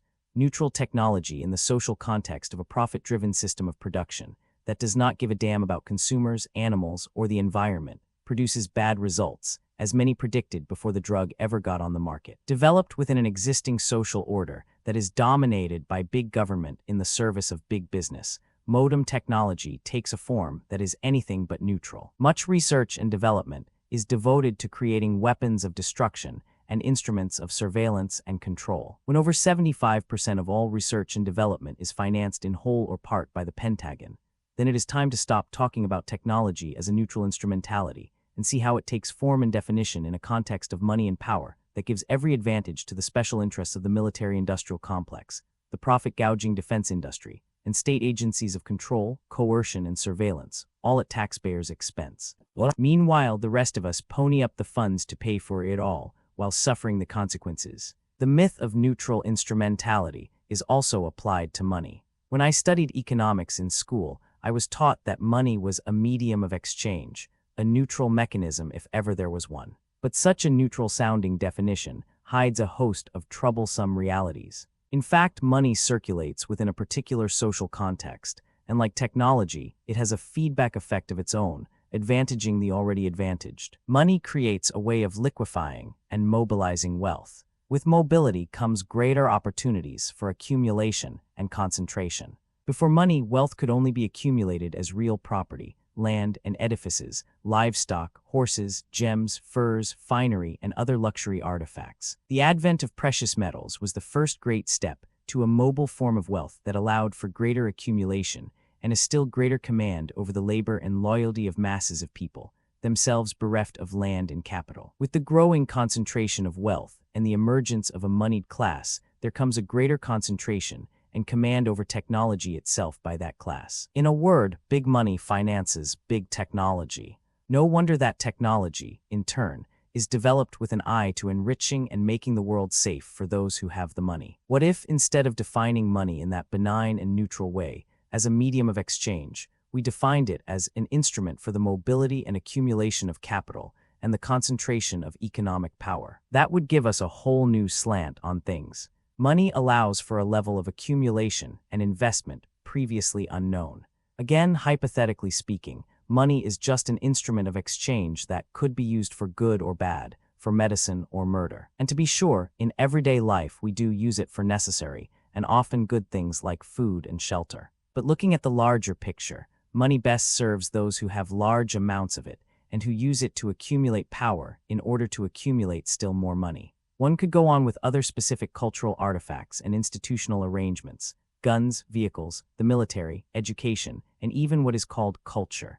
Rather than mouthing the truism that these things can be used for good or bad, it is more useful to recognize that such instrumentalities do not exist as abstractions, but gather definition only within a social order. Thus, the instrumentality not only has all the potential biases and distortions of that order, but it contributes distortions and injustices of its own. It is not very helpful to say that technology or money could be used for good or bad. We have to determine why things like technology and money most often are applied to such ill effect. But that would bring us to a radical analysis of the politico-economic system itself, a subject that is avoided like the plague, even by most of those investigators who expose the symptomatic abuses of that system. Murder on the job, as everyone knows, the way to amass wealth in a business is to make the largest profit possible. But where do profits come from?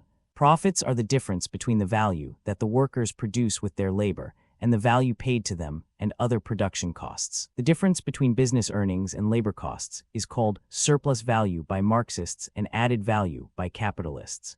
Though the two terms are not used in identical ways, they are close enough to be treated alike. In the last 40 years, the rate of surplus value accumulation in U.S. manufacturing increased by almost 300%.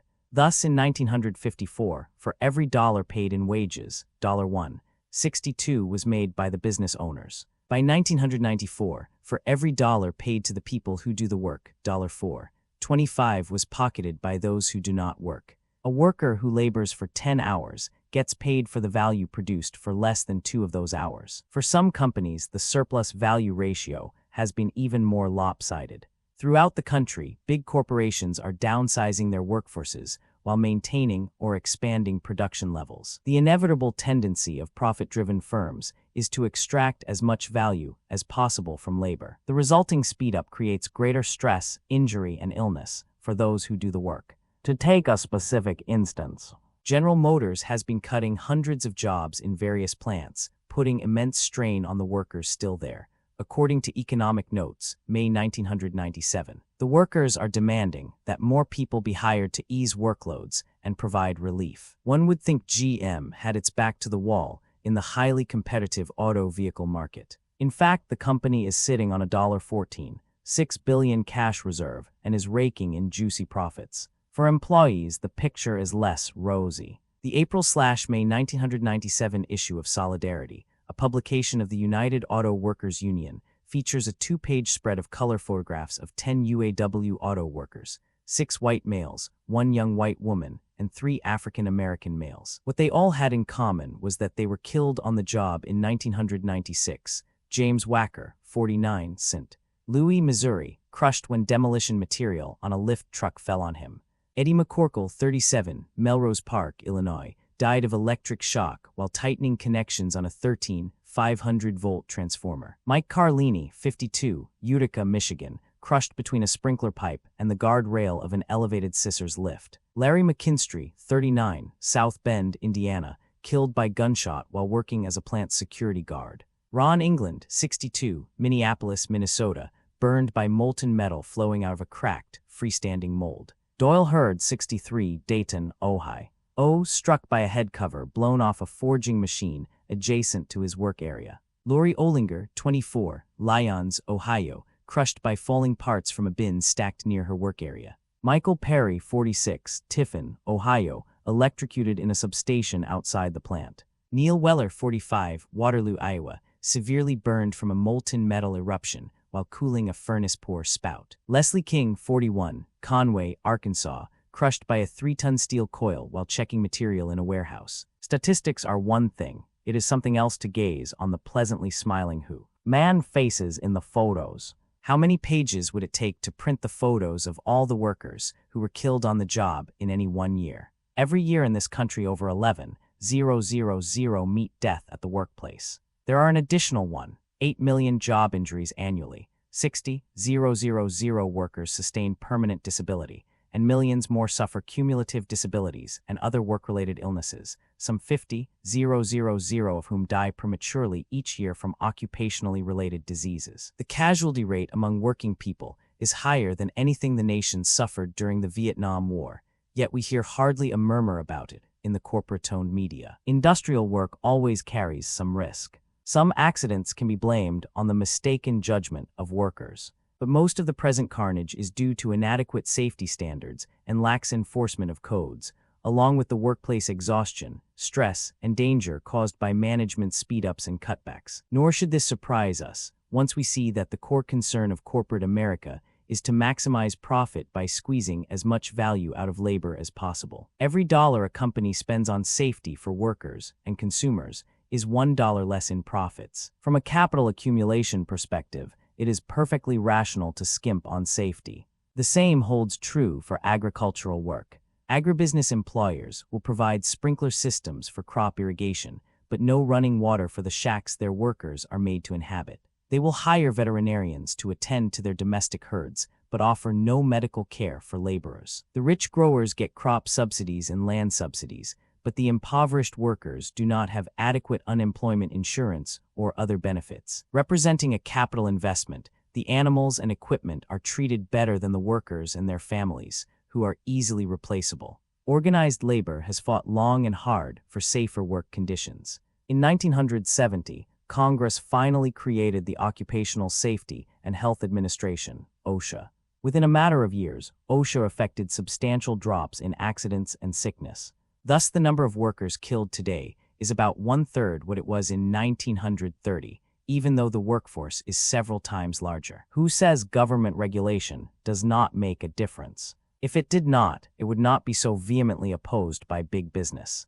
In 1996, corporate America tried hard to gut the OSHA law in a series of reforms that failed to get through Congress. If anything, OSHA should be expanded many times over. The agency's resources remain vastly insufficient. At least 1 in 3 auto workers is injured or made ill on the job each year, 1 in 10 seriously enough to lose time from work. But OSHA has only 1,800 inspectors for 6 million workplaces and 90 million workers nationwide, an average of 1 inspection per workplace every 70 years. Worker compensation laws usually place the burden of proof on the injured employee, provide no penalties when industry withholds or destroys evidence, and impose a statute of limitation that makes it difficult to collect on diseases that have a long latency period. Only about 10% of the millions of workers injured actually win any benefits, and those who receive compensation forfeit their right to sue a negligent employer. Thus, the government compensation program actually shields industry from liability. Corporate capitalism is a profoundly immoral system. What does it say about capital enterprise when we need occupational and consumer safeguards? It says that your health and the health of your family means less to the corporate producer than their profits. What does it say about them when inspectors are bribed and safety records falsified? It says that, as with any murderous thief or heartless thug, the value of life is held in lower regard than the pursuit of gain. The companies are without moral scruples worthy of the name. They will try to get away with anything they can, regardless of the cost in human blood and suffering. The captains of corporate America are regularly impelled by the crassest, most unprincipled, overweening self-interest. They deliberately underreport injuries and fatalities, cooking their records like the unprincipled liars they are. When caught in violations, they often find it less expensive to pay the relatively light fines, frequently renegotiated and greatly reduced, than to sustain the production costs that would bring better safety conditions. Capitalism is a system without a soul, without humanity. It tries to reduce every human activity to market profitability. It has no loyalty to democracy, family values, culture, Judeo-Christian ethics, ordinary folks, or any of the other shibboleths mouthed by its public relations representatives on special occasions. It has no loyalty to any nation. Its only loyalty is to its own system of capital accumulation. It is not dedicated to serving the community. It serves only itself, extracting all it can from the many so that it might give all it can to the few. Capitalists are always out to make a killing, and they do so in more ways than one. Agat to our heads, most Americans know little about the North American Trade Agreement, NAFTA, and even less about the General Agreement on Tariffs and Trade, GATT. And thanks to a virtual media blackout, almost no one has heard of the more recent Multilateral Agreement on Investments. These international agreements all have one thing in common. They are designed to dramatically increase the power of transnational corporations, while undermining consumer and environmental protections, labor unions, democratic sovereignty, and public authority within the many countries that signed the agreements. What we are facing is a silent coup by international monopoly capital, presented to us as a natural, neutral process called globalization. We are told that nations must undergo this process in order to compete in today's world market. The true effects of globalization on working people and the environment can be seen in the damage NAFTA already has wreaked upon its 3 member nations. The Economic Policy Institute estimates that NAFTA eliminated some 600,000 U.S. jobs in its first 2.5 years. During that same period, the new jobs created within the United States were mostly in the lower-paying sectors of the U.S. economy. Under NAFTA, wages have fallen in the United States, Mexico, and Canada, and union membership has shrunk dramatically. Canada has lost tens of thousands of well-paying jobs. Companies now can more easily move operations across borders to cheaper labor markets, a threat that has further undermined union organizing and deterred wage demands. By 1997, NAFTA brought almost a 50% increase in the number of maquiladora factories just south of the Mexican border, plants that batten on poverty wages, child labor, and miserable work conditions. Of the 5 million Mexican children ages 6 to 14, many do not attend school despite the compulsory attendance rule, and many are child laborers. Since NAFTA, incomes of poor Mexicans have been halved. Poverty has spread from 30 to 50% of the population, and maquiladora profits have skyrocketed. NAFTA also brought a precipitous rise in toxic wastes and other environmental devastation. The North American Development Bank, formed ostensibly to decontaminate the maquiladora area,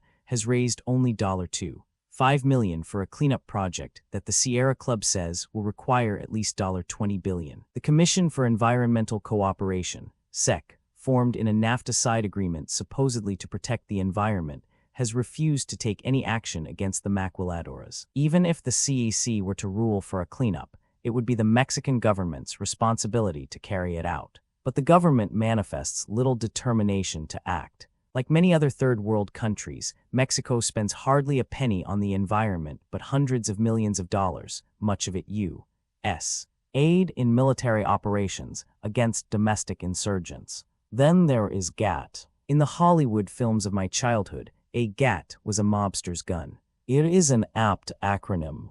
The Uruguay round of GATT created an international body, the World Trade Organization, WTO, endowed with sweeping powers to circumvent the sovereignty of all signatory nation-states and undermine all governmental laws that attempt to regulate private investment on behalf of the public interest, or try to develop not-for-profit public sector services. The goal of a transnational corporation is to become truly transnational, poised above the sovereign power of any particular nation, while being serviced by all nations. With GATT, this supranational elevation is practically achieved. Confirmed by no elective body and limited by no conflict of interest provisions, the WTO panelists can have financial stakes in the very issues they adjudicate. They are appointed by the heads of various states and are drawn mostly from the corporate world or its adjunct agencies. The WTO's proceedings are shrouded in secrecy. Its deliberations and documents are unavailable to public and press. Its rulings are subject to no appeal. The goal is to create a world in which the only regulators are the transnational corporations themselves. Should a country refuse to change its laws when a WTO panel so dictates, GATT imposes fines and international trade sanctions, depriving the resistant nation of needed markets and materials. GATT benefits strong nations at the expense of weaker ones and rich interests at the expense of the rest of us. It greatly reduces citizen involvement in most important aspects of public policy. In its first ruling in early 1996, the WTO responded to complaints from Brazil and Venezuela by overturning a section of the U.S. Clean Air Act that prohibited the import of contaminated gasoline, a non-tariff restriction on trade. Usually the United States is the aggressor in WTO complaints. It sued the European Union for banning the import of meat treated with growth hormones and for giving preference to small Caribbean banana companies over Chiquita, a giant transnational. In both cases, the United States was victorious.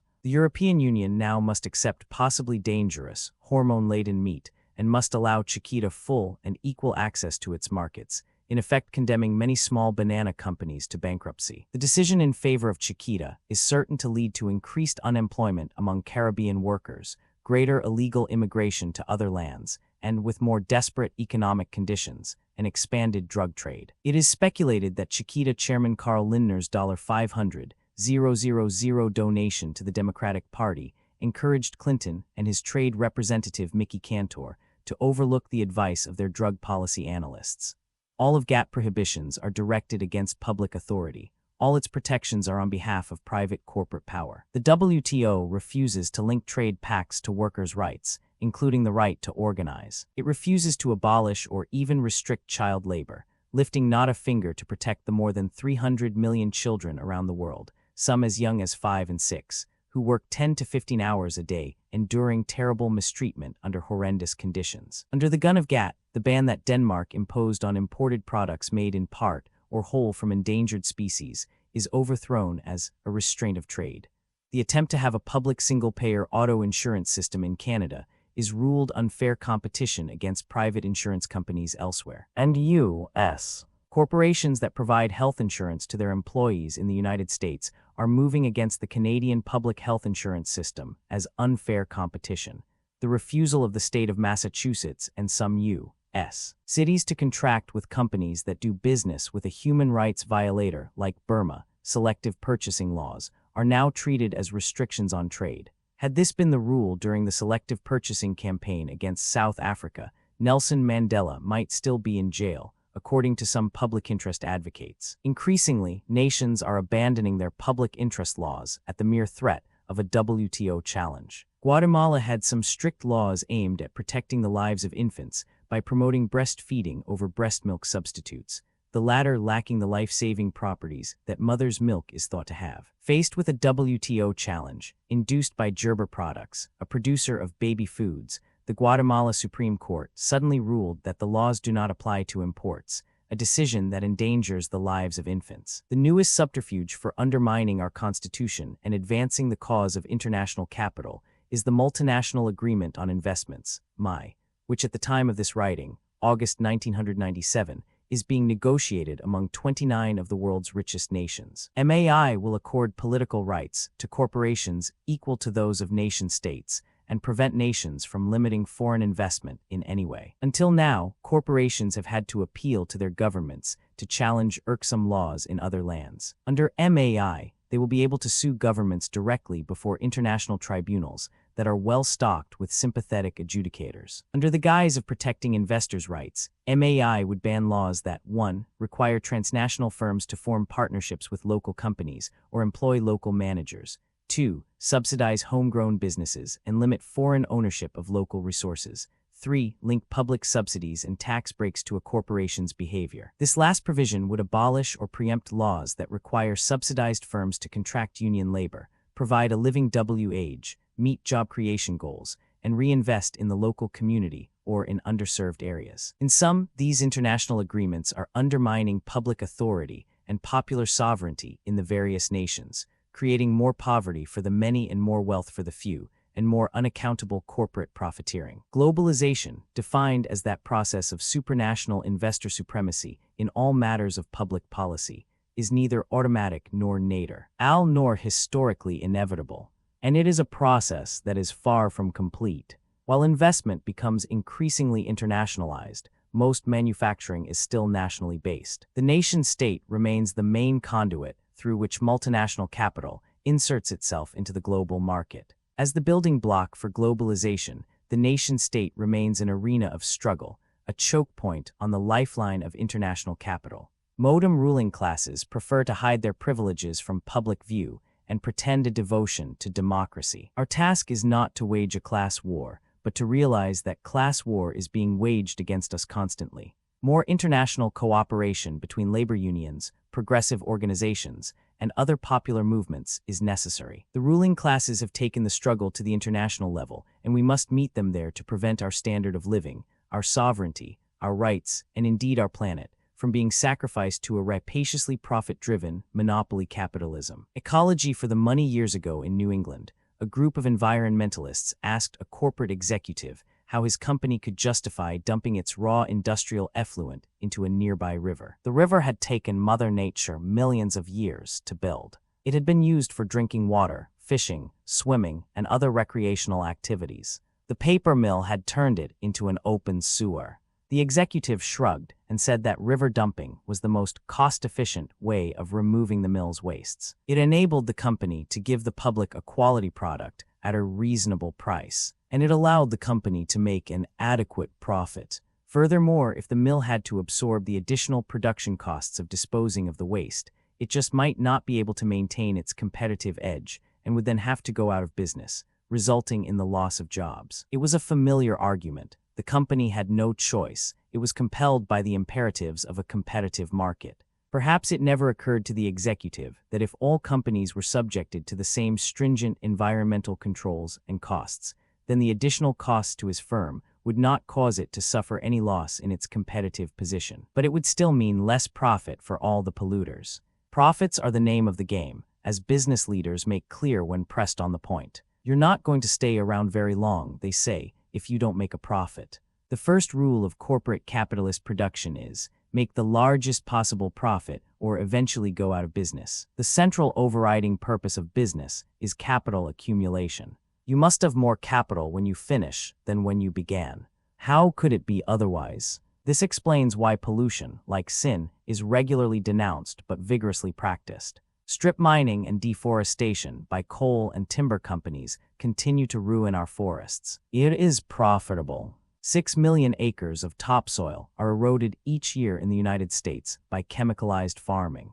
Industry introduces some 1,000 new chemicals into the marketplace annually, often with insufficient or fraudulent information about their effects on health and environment. It is profitable. Billions of pounds of buried toxic wastes, leaking from thousands of sites, contaminate wide areas of groundwater and cause birth defects, cancer, and other diseases. In all, over 1 billion pounds of potentially toxic chemicals are released into the environment each day. It cuts costs and is profitable. This situation, say some ecologists, makes the air we breathe, the water we drink, and the food we eat the leading causes of death in the United States. And now the very life-sustaining atmosphere itself is at risk. Chemical compounds deplete the planet's protective ozone layer, making the sun our enemy instead of the source of all life. There are two critical positions one can take in regard to all this. The first is to say, how irrational and foolish a creature is man that he would foul his own nest. The second, my position, is to acknowledge that ecological devastation is rational, at least for those who control the land, labor, capital, and technology of society. It is rational in the sense that it is the quickest way to fulfill the central function of business. Environmental devastation continues unabated because production costs are cheaper and profits are higher when industrial wastes can be dumped into the environment and natural resources can be plundered without regard to long-range ecological sustainability. All the diseconomies of capitalism are foisted on the general populace. The costs of reclaiming the environment, the costs of cleaning up toxic wastes, the costs of monitoring production, the cost of disposing of industrial effluent, which composes 40 to 60% of the loads treated by municipal sewer plants, the cost of developing new water sources, while industry and agribusiness consume 80% of the nation's daily water supply, and the costs of tending to the sickness and disease caused by pollution do not enter the accounts of industrial firms, but are passed on to the public. In this way, the private sector can boast of its superior cost efficiency over the public sector. The overriding function of corporate capital production is not to give you the highest quality product. Corporations will produce excellent products or cheap, dangerous, useless ones, or both, whatever brings a profit for whatever market. The goal of corporate America is not to produce jobs. Capitalists will create or eliminate jobs, depending on profit considerations. Their intent is not to build communities. They will build or destroy communities, depending on what is to be gained. And certainly, the function of this corporate economy is not to preserve the environment for future generations. For the moneyed interests will treat the environment as a septic tank if it advances the cause of profit-making. To repeat the core function of capitalism, its raison d'etre is capital accumulation, to accumulate as much money as possible at the highest rate possible. It is not merely a matter of greed, although there is plenty of that. The relentless, unyielding hunger for profits is the central operating imperative of the system, the nature of the beast. Everyone is victimized by environmental contamination, but some more than others. One study found that poor people are more likely to get cancer and other diseases, and more likely to die from them than rich people, partly because the poor have less access to health care and are more likely to delay seeking treatment, but also because the poor take ill at significantly higher rates, since they tend to live in areas that are among the most toxic. They are also more likely to work at dirtier, non-union jobs that offer even less protection from occupational hazards than do unionized work sites. When I say everyone is affected, I mean the entire world.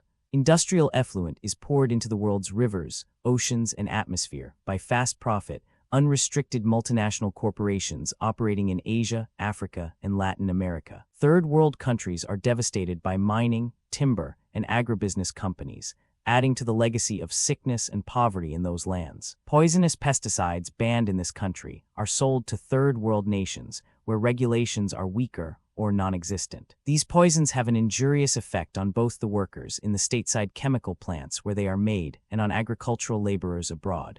Then they reappear on our dinner tables in the fruit, vegetables, meat, and coffee imported from abroad. Ecological destruction knows no national boundaries. The search for cheap farmland to raise cattle induces agribusiness companies to cut down rainforests throughout Central America. The unusually thin level of topsoil is soon depleted, and the land deteriorates from lush forest into scraggly desert. Then the cattle raisers move on to other forests. The tropical rainforests in Central America and in the Amazon basin are being destroyed at an alarming rate and may be totally obliterated within the next decade. At present, over half the world's forests are gone.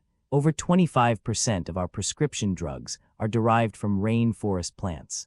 Rainforests are the winter home for millions of migratory North American songbirds, of which declining numbers are returning from Central America. Many of these birds are essential to pest and rodent control. The ozone depletion and the dumping of industrial effusions and radioactive wastes into the waterways also may be killing our oceans. If the oceans die, so do we, since they produce most of the Earth's oxygen.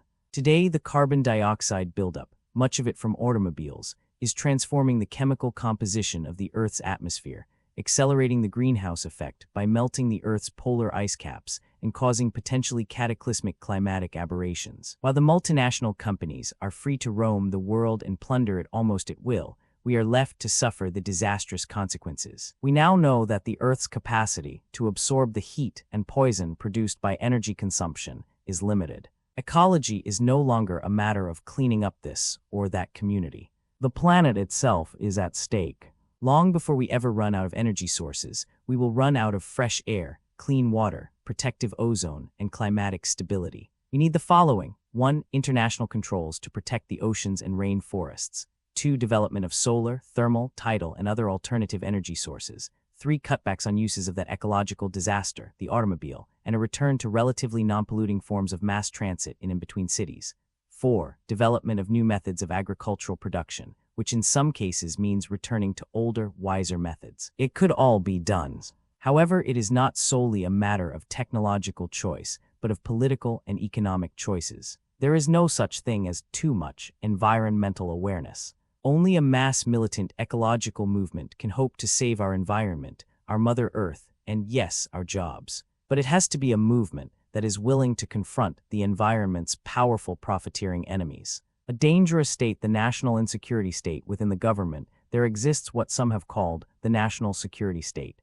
It consists of the President, the Secretaries of State and Defense, the National Security Council, the Joint Chiefs of Staff, and numerous intelligence agencies. The national security state often operates like an unaccountable sovereign power of its own.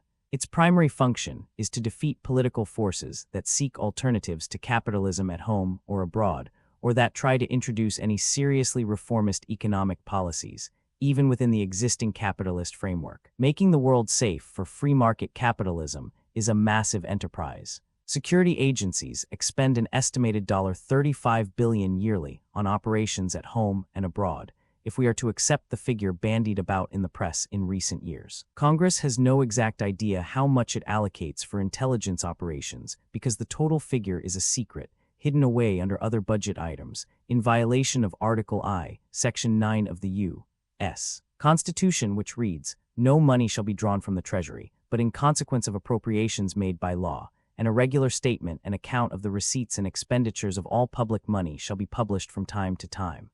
Of the various agencies of the national security state, the Central Intelligence Agency, CIA, is the most widely known, probably because of its extensive covert actions throughout the world. In addition, there is the Pentagon's Defense Intelligence Agency, which deals with military espionage and counterintelligence, the State Department's Bureau of Intelligence and Research, and the Federal Bureau of Investigation, FBI. Within the Pentagon itself, every echelon, be it the Office of the Secretary of Defense, the Army, Navy, or Air Force, or the regional commands around the globe, has its own intelligence service with its own security, communications, and support systems. While supposedly protecting us from foreign threats, the various intelligence agencies spend a good deal of time policing the U.S. public. They have admitted to maintaining surveillance on members of Congress, the White House, the Treasury and Commerce departments, and vast numbers of private citizens. They have planted stories in the U.S. media to support their Cold War and counterinsurgency view of the world, secretly enlisting the cooperation of newspaper owners,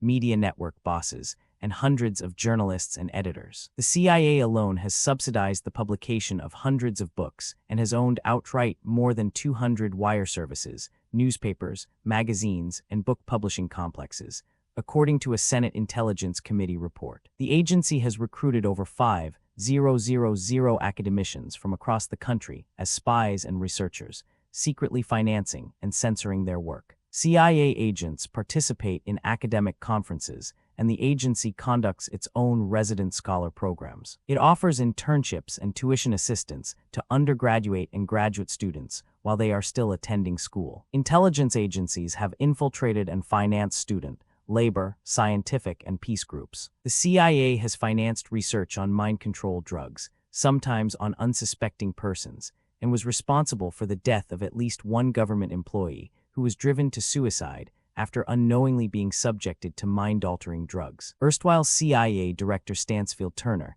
said that 149 mind control projects were carried out at over 80 institutions over 25 years. In violation of the National Security Act of 1947, which states that the CIA shall have no police, subpoena, law enforcement, or internal security functions, the agency has equipped and trained local police forces in the United States. Under President Reagan's Executive Order 12333, the CIA was authorized to conduct domestic surveillance and covert operations against U.S. citizens both in the United States and abroad. The order, still in effect as of 1998, also authorizes intelligence agencies to train and support local police and enter secret contracts with corporations, academic institutions, and other organizations and individuals. U.S. intelligence agencies have perpetrated terrible crimes against the peoples of other nations. In countries like Guatemala, Greece, Brazil, Chile, Indonesia, Argentina, Zaire, Haiti, and the Philippines, U.S. national security forces have used military intervention, terror, sabotage, bribery, propaganda, and political disruption to bring down populist or democratically elected governments and install regimes that better suited the needs of global investors, including reactionary dictatorships of the worst sort. Countries that embarked upon popular revolutions, such as Nicaragua, Mozambique, and Angola, found their economies and peoples devastated by the mass murder assaults of U.S.-supported mercenary armies. The CIA has sabotaged and stolen elections abroad, waged massive disinformation campaigns, and infiltrated and fractured the trade union movements of other nations. It has funded and trained secret armies, paramilitary forces, torture squads, and death squads, and pursued destabilization and assassination campaigns against labor, peasant, religious, and student organizations in numerous nations. Jesse Leaf, an ex-CIA agent active in Iran, reported that CIA operatives instructed the Shah's secret police on interrogation based on German torture techniques from World War XI, and that the torture project was all paid for by the USA. New York Times, Jan. 7, 1979. After World War II, U.S. intelligence agencies arranged for thousands of Nazi war criminals and thousands of their collaborators to escape from Allied custody, supplying them with new identities when necessary, putting them on the U.S. payroll and using them in repressive operations against the left in Latin America and elsewhere. Murderers, far from being exempted from such protection, seem to have been among those most likely to obtain it.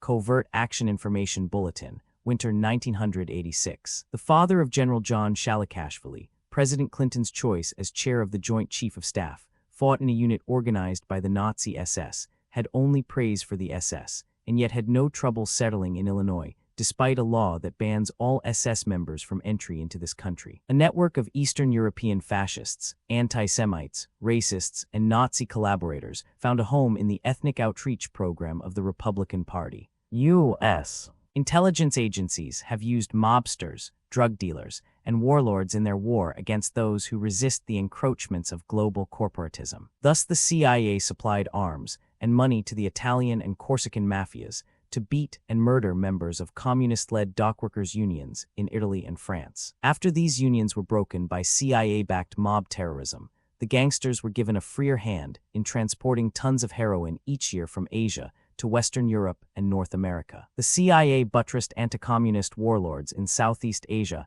and Afghanistan, whose opium production increased tenfold soon after the agency moved into these regions. Likewise, CIA involvement in Central America contributed to the U.S. cocaine epidemic of the 1980s. As the Kerry Senate Subcommittee discovered, CIA planes transported guns and supplies to right-wing mercenary troops in Nicaragua and pro-capitalist military leaders in other countries. The planes then were reloaded with narcotics for the return trip to the United States. CIA operatives participated with mafia associates and business and political leaders to profit from the multi-billion-dollar savings and loan swindles. Monies gained from such deals, along with drug money laundered through various banks and other financial institutions, were illegally used to finance CIA covert activities. In 1982, at the urging of the Reagan administration, Congress passed a law that made it a crime to publish any information that might lead to the disclosure of the identities of present or former intelligence agents and informers,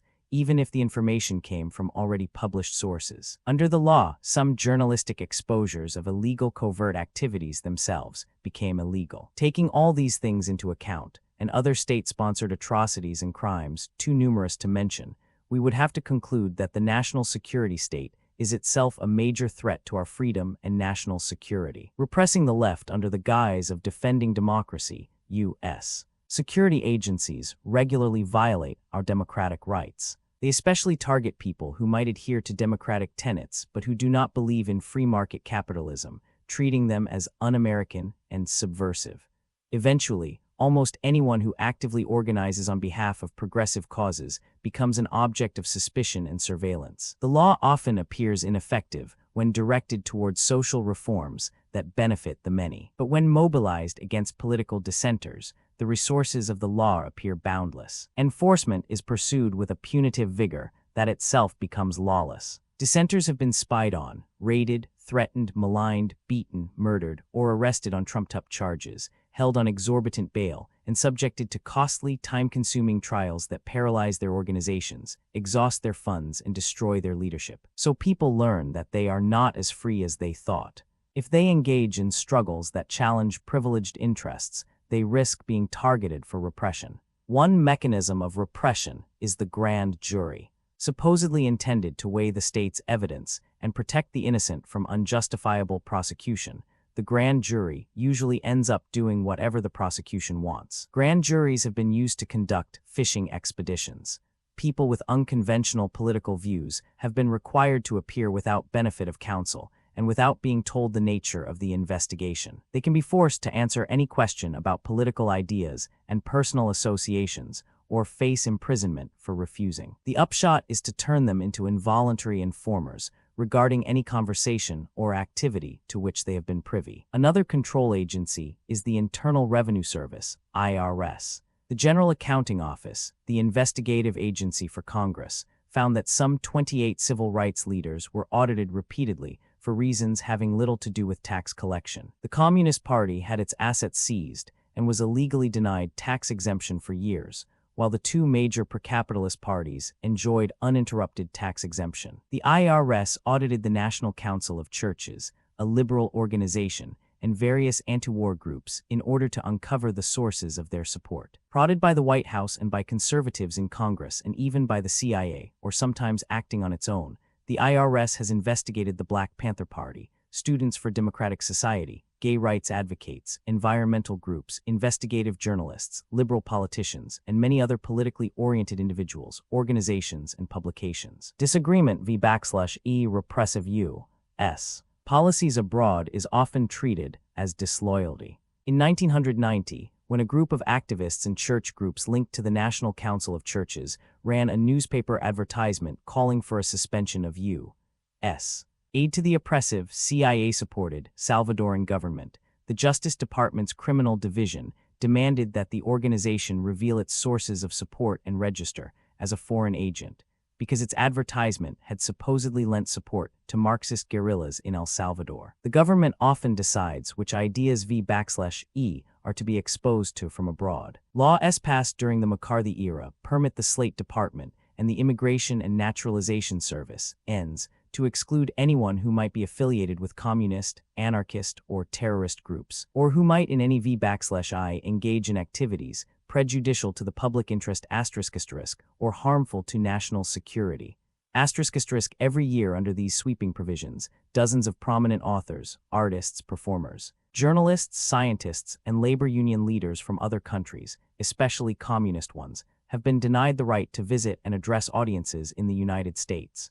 Under a 1990 change in the law, supposedly no one can be denied a visa because of ideology, but the State Department and the INS still maintain an ideological lookout list of some 345,000 individuals. Persons can be removed from the list if they recant and demonstrate 5 years of active opposition to communism. For instance, Canadians who want to visit the United States but who have been associated with left groups must formally denounce their past political beliefs, file their fingerprints with the FBI and the Royal Canadian Mounted Police, make pro-American vows, provide proof that they are actively engaged in opposing communism, and provide letters of reference from 5 persons who are themselves then investigated. The process is demeaning and requires a good deal of time and money. Officials and operatives of repressive right-wing governments and almost any anti-communist emigrant departing from a communist country, including persons who just want to pursue more lucrative careers in the United States, have gained easy entry as visitors or permanent residents. Over the years, these have included former Nazis from Germany,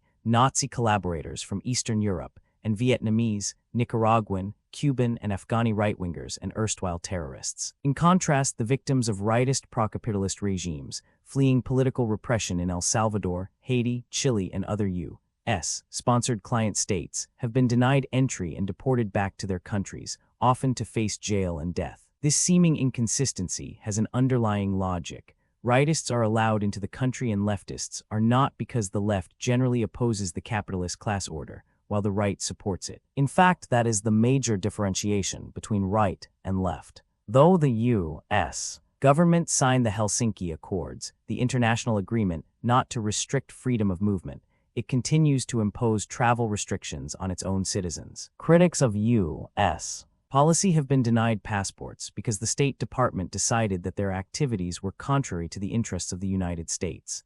These include such prominent individuals as journalist William Worthy, artist Rockwell Kent, peace advocate Corliss Lamont, and ex-CIA agent cum critic Philip Agee. Thousands of Americans have been prevented from traveling to Cuba and other communist countries. But there are no restrictions on travel to dictatorships that have capitalist economic systems open to U.S. corporate investment on most favorable terms to the investors. Loyalty and security checks have been used by government agencies to deny public employment to people of an anti-capitalist persuasion. According to one Supreme Court decision, Lloyd Corp. v. Tanner, 1972, private sector employees have no First Amendment protection from bosses who might fire them or deny them promotion because of their political views. The court ruled that the First Amendment prohibits the government, but not private businesses or institutions, from suppressing speech. People with affiliations to anti-capitalist groups have been hounded out of jobs in labor unions, academia, entertainment, and various other fields by both private employers and government investigators. Such political purges are usually associated with the McCarthy era of the 1950s. In fact, they continue in a quieter way to this day.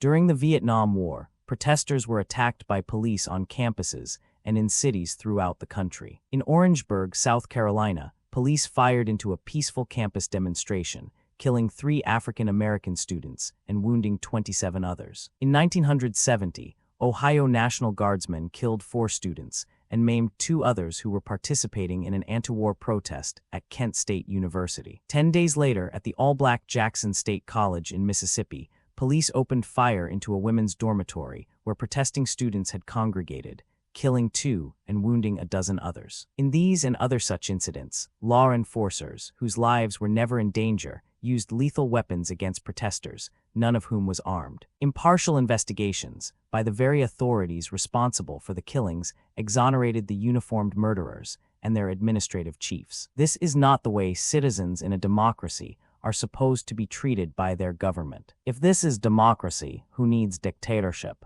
The fascist threat comes not from the Christian right or the militias or this or that grouplet of skinheads, but from the national security state itself, the police state within the state. Political murder, USA. We often think that the United States is free of the political murders and terrorism that characterize other countries. Think again. From 1968 to 1971, in a series of unprovoked attacks in more than 10 cities, coordinated with the FBI, police raided the headquarters of the Black Panther Party, a Marxist revolutionary organization, wrecking offices, smashing typewriters, stealing thousands of dollars in funds, and arresting, beating, and shooting the occupants. At least 34 Panthers were murdered by police in that period, including Chicago leader Fred Hampton, who was shot while asleep in his bed. Through much of the 1970s, a paramilitary peacekeeping force established by the U.S. Bureau of Indian Affairs under FBI direction carried out a terrorist campaign on the Pine Ridge Reservation that was directly responsible for hundreds of assaults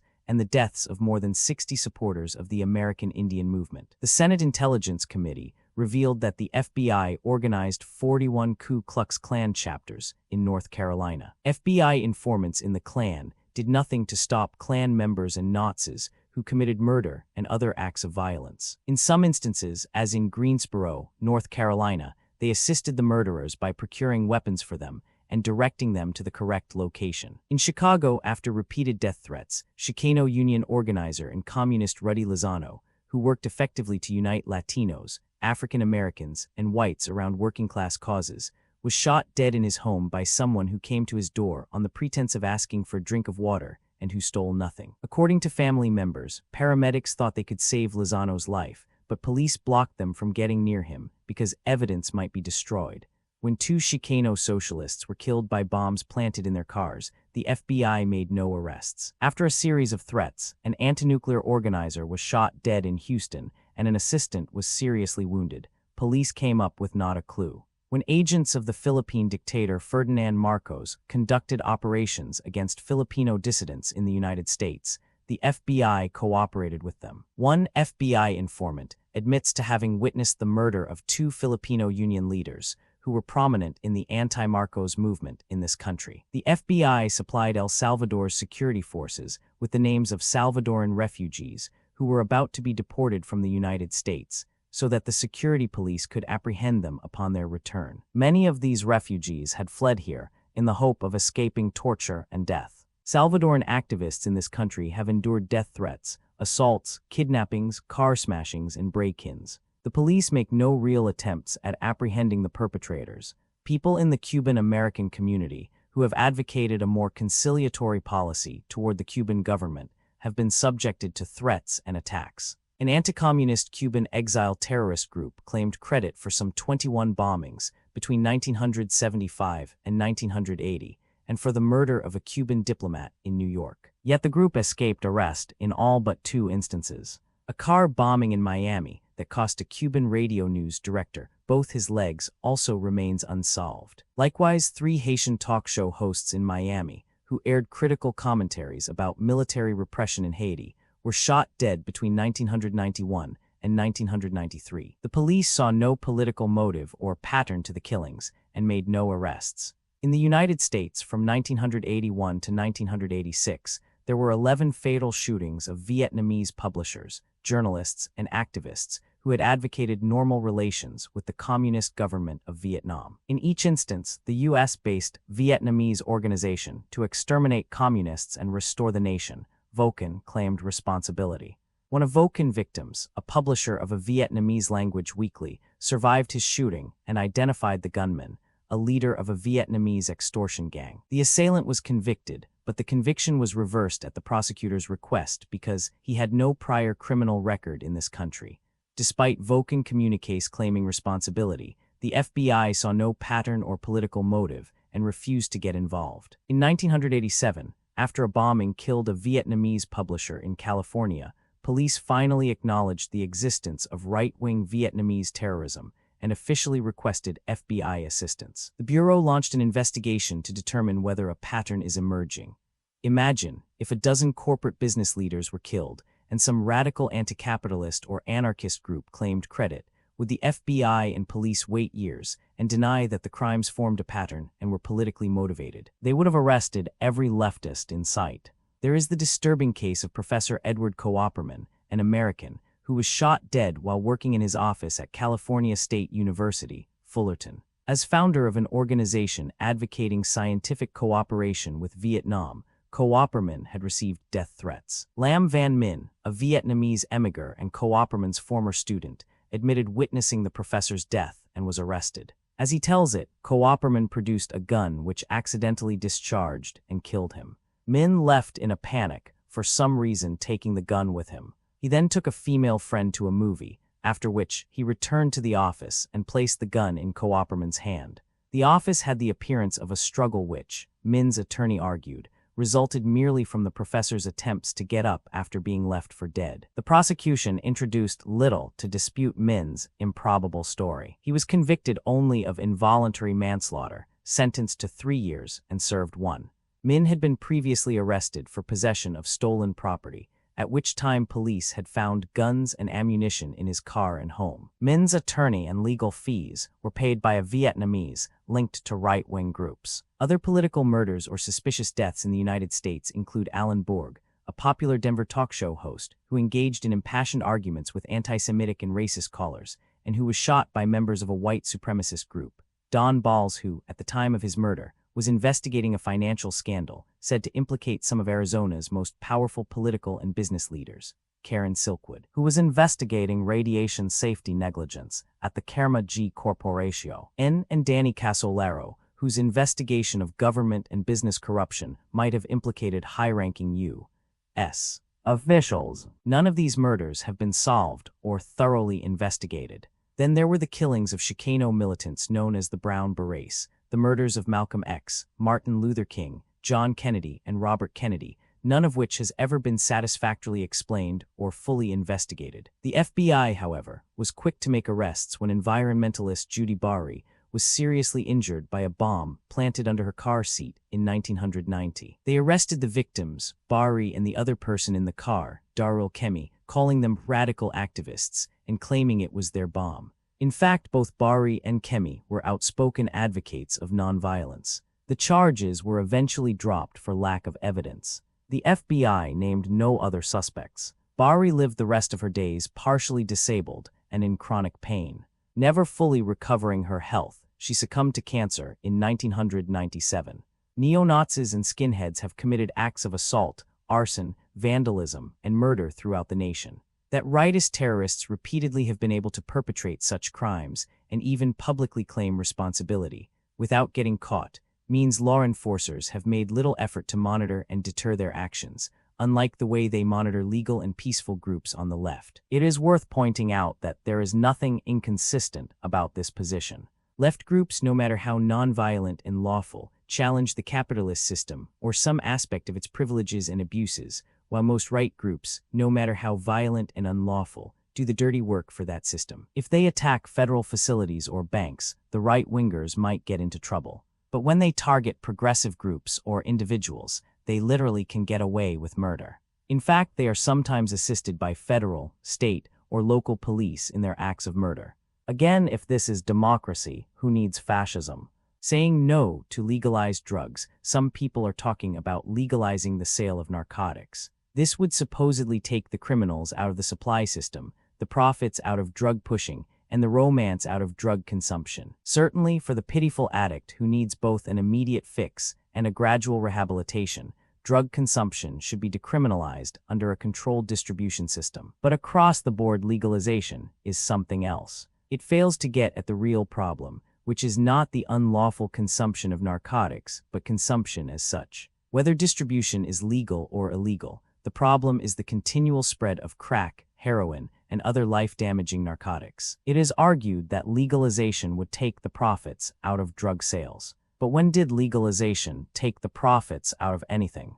Tobacco and alcohol, to mention two legalized narcotics, are a source of multi-billion-dollar profits. The methadone program, a legalized alternative to heroin, brings in handsome profits for methadone producers, while turning heroin addicts into methadone addicts. In any case, the major problem is not the profits made by suppliers, but the damage done to drug abusers and others in our communities. When something is made legal, it becomes more accessible, and when more accessible, it is consumed more. All we would accomplish by legalizing drugs is to change the suppliers and increase the number of potential consumers. In fact, legalization sometimes does not even eliminate the old suppliers. It does not always take the criminals out of distribution. New York State's legalized lottery has not done away with the numbers racket or other forms of illegal gambling. The availability of methadone has not eliminated heroin. A controlled drug distribution system would not eliminate opportunities for unlawful distribution, especially to those who remain outside the programs for whatever reasons. Another feeble argument paraded by legalization advocates is the forbidden fruit theory, which postulates that the illicit product will lose its attraction once it is legalized. Supposedly multitudes drank during Prohibition simply because liquor was made more exciting by being taboo. Not true, there was a dramatic decrease in alcohol consumption during Prohibition. Even with all the bathtub gin and bootleg whiskey, per capita alcohol consumption went from about 250 gallons in the 1906-1915 era, before World War I, to 0.90 in 1920-1930, during Prohibition. After Prohibition was repealed in 1934, alcohol consumption swiftly climbed in 1 year to 1.20 gallons per person, and by 1942-6 it had reached 2.06. Lender and Martin, Drinking in America, A History, pp. 196-7. Moreover, mortality from cirrhosis of the liver and other alcohol-related diseases was less during the Prohibition era, 7.6 to 7. 2 deaths per 100,000 than before, 13 to 13, 5 in 1912-13 and after 8, 3 in 1936 and 11, 3 in 1960, according to government studies, Census Bureau, Mortality Statistics, 1914, 1929, 1934, and Statistical Abstract of the United States, 1985. This demonstrates that commodity availability is a crucial factor in determining consumption, although not the only one. Just look around you. When the liquor stores are closed, liquor sales and consumption go down. There is less drinking in dry counties than in wet ones. With legalization, availability goes up, and so does consumption.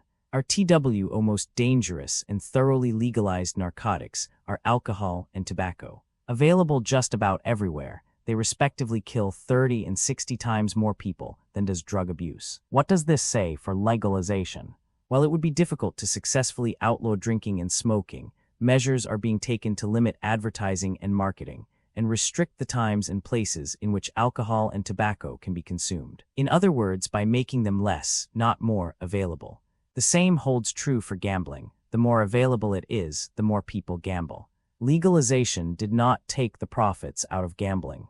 It just created new revenues for state governments. Legalization also created new gamblers. In 28 states in the District of Columbia, Americans who would never go to the track or enter an off-track betting parlor now buy lottery tickets at their grocery stores. This ready availability is reinforced by the splashy, glamorized advertisements and the low price of tickets. It is the easy access to gambling that increases its danger. An economist at Duke University, who did a study of state lotteries, maintains that gambling increases the longer the lottery exists in a state. Chronic and compulsive gambling is growing. Legal games stimulate participation not only in state-sponsored gambling, but also in illegal gambling. Worse still, it was found that many of these new gamblers are people at the lower economic rungs: poor women, members of minority groups, new immigrants, and teenagers. What does that say for legalization? People get into drugs not because drugs are illegal and naughty, but because they are accessible and plentiful.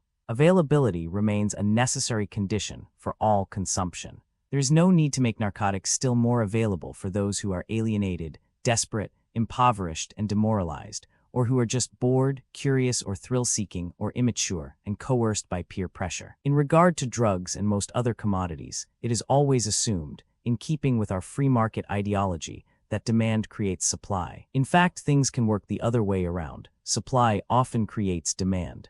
When the British introduced great quantities of opium into China, it was not in response to some popular demand on the part of the Chinese. For the British imperialists, it was a devilishly convenient way of creating a new market and turning a good profit on something produced in one colony, India, while creating passivity and submission among the population of another colony, China. The Opium Wars were an attempt by the Chinese to resist the British importation of a substance that was turning large numbers of Chinese into dope heads. Somehow the Chinese knew that to just say no was not enough.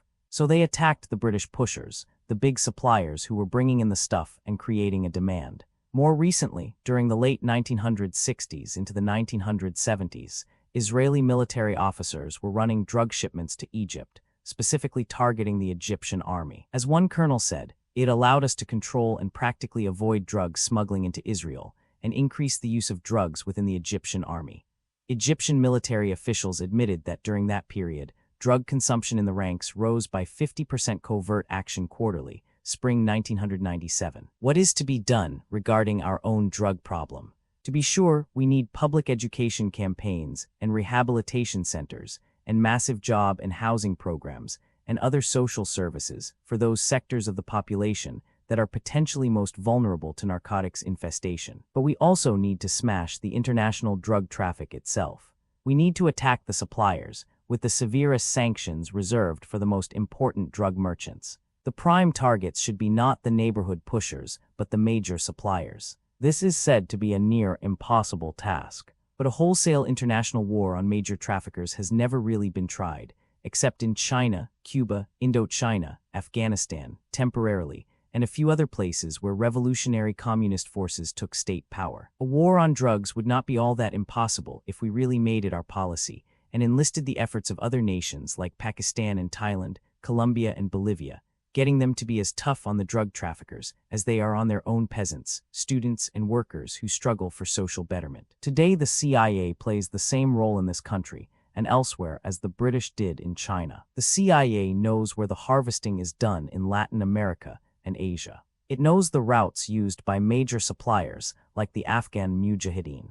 For years, the CIA knew about and actively participated in the large cocaine smuggling operation between Argentina and the United States, and the locations of drug processing factories in Sicily run by the Inzerillo and Spatola families, and their connection to the Gambino family in New York. The CIA even knows which freighters ship the heroin from Sicily to which ports in the Dominican Republic, and which airstrips in Central America are used for cocaine and where they land in the United States, and which banks at home and abroad launder the billions of dollars. The CIA knows the names of top officials and senior military officers in Ecuador, Venezuela, Colombia, Costa Rica, Guatemala, El Salvador, and elsewhere who pocket large sums to look the other way or who are directly involved in the cocaine trade. The CIA not only has known about such doings, its operatives have participated in the illicit traffic, if we are to believe the evidence brought to light by 3 different congressional committees over the last 20 years. For years, cocaine was an expensive professional-class recreational drug.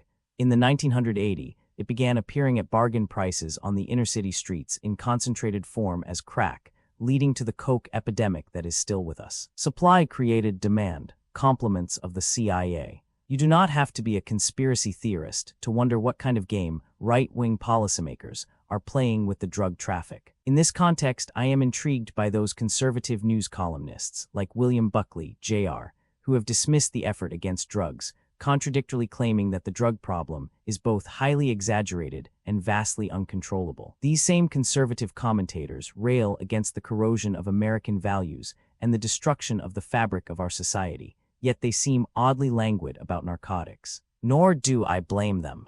If I were a right-winger, I would have other things to worry about, for instance, the explosive potential of the Black and Latino urban proletariat. I would be grateful that the urban uprisings of the 60s have not been repeated, despite the cruel cuts in human services. I would be delighted that the young men on the streets are not talking revolution, as did their counterparts of an earlier generation who joined the Young Lords, Brown Berets, and Black Panthers. And I might not feel upset that it is because they are too busy shooting up themselves with needles and each other with guns. Not only the youth but entire inner-city communities are under siege, unable to fight effectively for bread and butter issues because they have all to do to keep from being submerged in the narcotics tide. Often the police are in the pay of drug lords and are therefore more likely to act against citizens who oppose drugs than against those who push drugs. Most African American, Latino, and other community leaders have little patience with talk about legalization of drugs. The trouble is that drugs, in effect, already are legalized in that they are readily available in many communities. People want an end to the flood of narcotics coming into their neighborhoods, and they want the government to do something about it at the international, national, and local levels. But it appears the government has another agenda. Drugs are an important instrument of repression and social control. The British imperialists knew this, and so do our conservative pundits, the CIA, and the White House. Is conspiracy only a theory? Many people suffer from what I would call conspiracy phobia. They treat anyone who investigates actual conspiracies as an oddball, a conspiracy buff. They presume without benefit of argument or evidence that conspiracy investigators are dealing with fantasy or kooky imaginings, and that what they are saying is patently false. As an article of faith, the conspiracy phobics believe that conspiracies do not exist, or if they do exist, they are of no great significance. The conspiracy phobics have a non-falsifiable way of dealing with the question of conspiracy. If someone refers to a clandestine, illegal event, a secret plot or assassination, this is a conspiracy theory. If the event proves true, such as Watergate or Iran-Contra, then, according to the conspiracy phobics, it is not a conspiracy, it is an actuality. In other words, conspiracy can never be proven, for once proven, it is no longer a conspiracy. By definition, conspiracies are imaginary things that never happen. Now this is a curious thing, especially in view of the fact that conspiracies do exist and are a matter of public record. Conspiracy is even a legitimate concept in law, the collusion of two or more people pursuing illegal means to effect some illegal end. Juries find people guilty of conspiracies, and people go to jail for conspiracies. The Watergate break-in was a conspiracy, as was the Watergate cover-up, which led to Nixon's downfall. Iran-Contra was a conspiracy. The Joint Congressional Select Committee investigating Iran-Contra declared that it was an immense conspiracy, and that we would probably never get to the bottom of it. Certainly not the way that committee was investigating it. The savings and loan scandal was described by the Justice Department as 1,000 conspiracies of fraud, theft, and bribery. Yet there are people around who say that conspiracies do not exist, who fastly dismiss any critical argument or analysis by labeling it a conspiracy theory.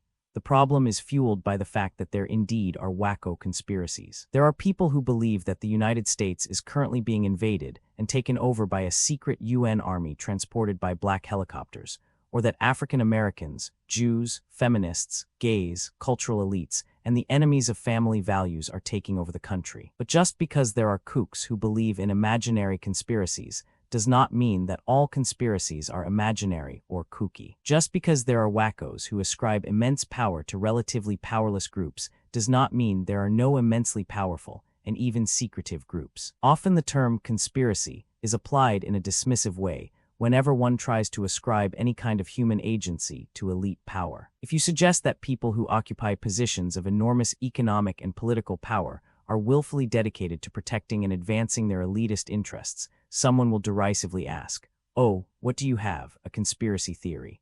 Even when these elites openly profess their designs, there are those who deny that conscious intent is involved. Not long ago, I mentioned to an acquaintance that, according to mainstream press reports, the top officers of the Federal Reserve held a national meeting and openly said that they would safeguard against inflation and the overexpansion of the economy by pursuing monetary policies designed to maintain the existing level of unemployment. Like any creditor class, they wanted to keep the economy tight and under control.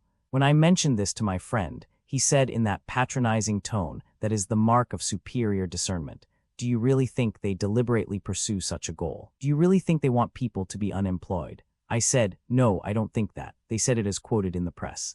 Yet he assumed I was imagining a conspiracy because I ascribed willful and conscious intent to Federal Reserve bankers who admitted to that very same conscious intent, bankers who have such a strong grip on the monetary life of this country. On another occasion at a World Affairs Council meeting in San Francisco, I said to another participant that a major goal of U.S. policymakers was to implant free market economies in the former USSR and Eastern Europe, to which he responded skeptically, Do you really think they carry it to that conscious level? Again, I had to remind him that I was not ascribing a conspiratorial intent, but was reiterating what they themselves had publicly and repeatedly said about the necessity of free market reforms in the former communist nations. Those who suffer from conspiracy phobia are fond of saying, "Do you actually think there's a group of men sitting around in a room plotting things?" For some strange reason, this image of a group of men, usually with no women present, actually sitting around in a room, is considered so utterly unbelievable. I respond ironically by saying, no, they meet on carousels or they jump out of airplanes and talk while free-falling. Of course they sit around in rooms. Where else would they meet? They are constantly conferring, and they have plenty of rooms at the CIA, the White House, the State Department, the FBI, the Pentagon, the NSA, and wherever else. And yes, they consciously plot to make certain things happen, to overthrow governments, to set up systems of violent repression against reformist or revolutionary governments and movements, to ship arms to clandestine armies. They don't call it plotting, they call it planning. They have a whole different vocabulary to designate their state-sponsored conspiracies: secret operations, covert actions, deep operations, off-the-shelf operations, black book operations. At the broader policy level, no one confabulates and plans more than the political and corporate elites of America. No one does more consciously self-interested policy studies, most of it in secrecy, than they. They have whole professions dedicated to special planning.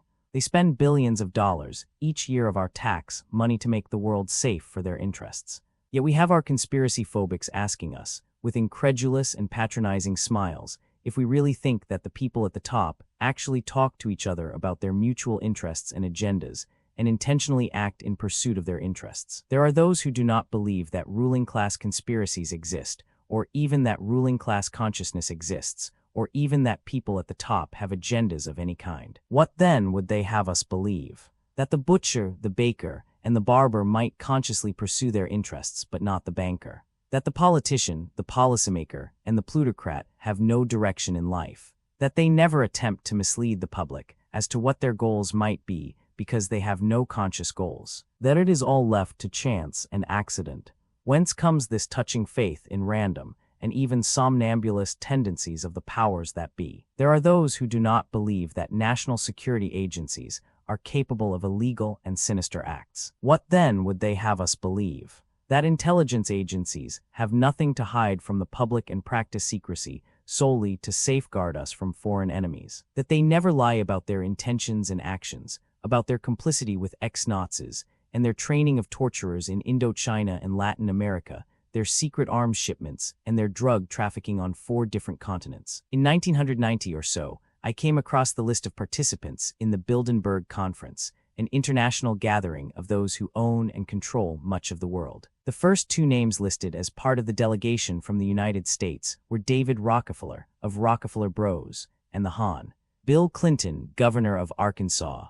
Of course, Rockefeller was no surprise, but I wondered what the governor of Arkansas was doing hobnobbing with international financiers, militarists, and globalization specialists at Bilderberg. A year later, Clinton announced his candidacy for President of the United States and was immediately hailed by the corporate media as a leading contender for the Democratic nomination, along with another conservative Democrat, Paul Tsongas, former senator from Massachusetts. Then I had a better sense of how Clinton fit into things.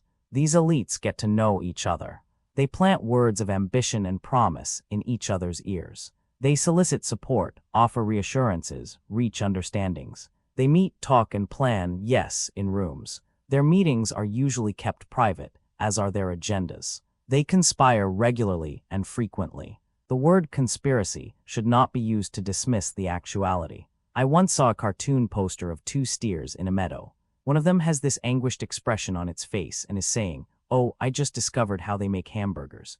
And the other steer looks at the first with a patronizing smirk and says, "There you go, you leftist paranoids with your conspiracy theories. Managed media methods of media manipulation. According to people in the media industry, some news bias is unavoidable. Distortions are caused by deadline pressures, human misjudgment, budgetary restraints, and the difficulty of reducing a complex story to a concise report. Furthermore, they say, no communication system can hope to report everything. Selectivity is needed." Such problems certainly do exist, but I would argue that the media's misrepresentations are not all the result of innocent error, and everyday production snafus. True, the press has to be selective, but what principle of selectivity is involved? Media bias usually does not occur in random fashion.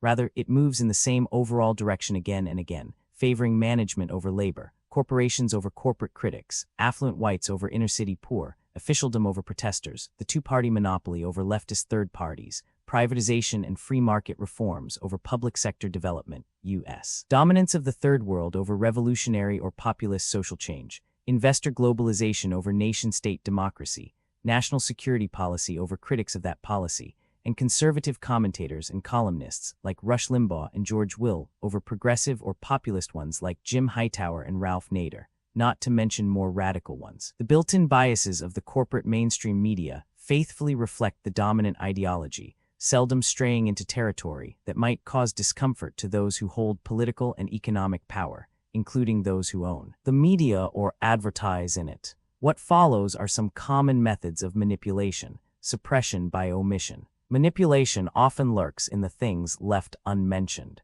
The most common form of media misrepresentation is suppression by omission. Sometimes the omission includes not just vital details of a story, but the entire story itself, even ones of major import. Thus, the Tylenol poisoning of several people by a deranged individual was treated as big news, but the far more sensational story of the industrial brown lung poisoning of thousands of factory workers by large manufacturing interests, who themselves own or advertise in the major media, has remained suppressed for decades, despite the best efforts of worker safety groups to bring the issue before the public. We hear plenty about the political repression perpetrated by left-wing governments such as Cuba, but almost nothing about the far more brutal oppression and mass killings perpetrated by U.S.-supported right-wing client states such as Turkey, Indonesia, Saudi Arabia, Morocco, El Salvador, and Guatemala. The media can mute or downplay truly sensational, as opposed to sensationalistic, stories. Thus, in 1965, the Indonesian military, advised, equipped, trained, and financed by the U.S. military and the CIA, overthrew President Achem Sukarno and eradicated the Indonesian Communist Party and its allies, killing 500,000 people, some estimates are as high as 1 million, in what was the greatest act of political mass murder since the Nazi Holocaust. The generals also destroyed hundreds of clinics, libraries, schools, and community centers that had been opened by the communists. But it took 3 months before this sensational story received a brief mention in Time magazine, and yet another month before it was reported in the New York Times, April 5, 1966, accompanied by an editorial that praised the Indonesian military for rightly playing its part with utmost caution.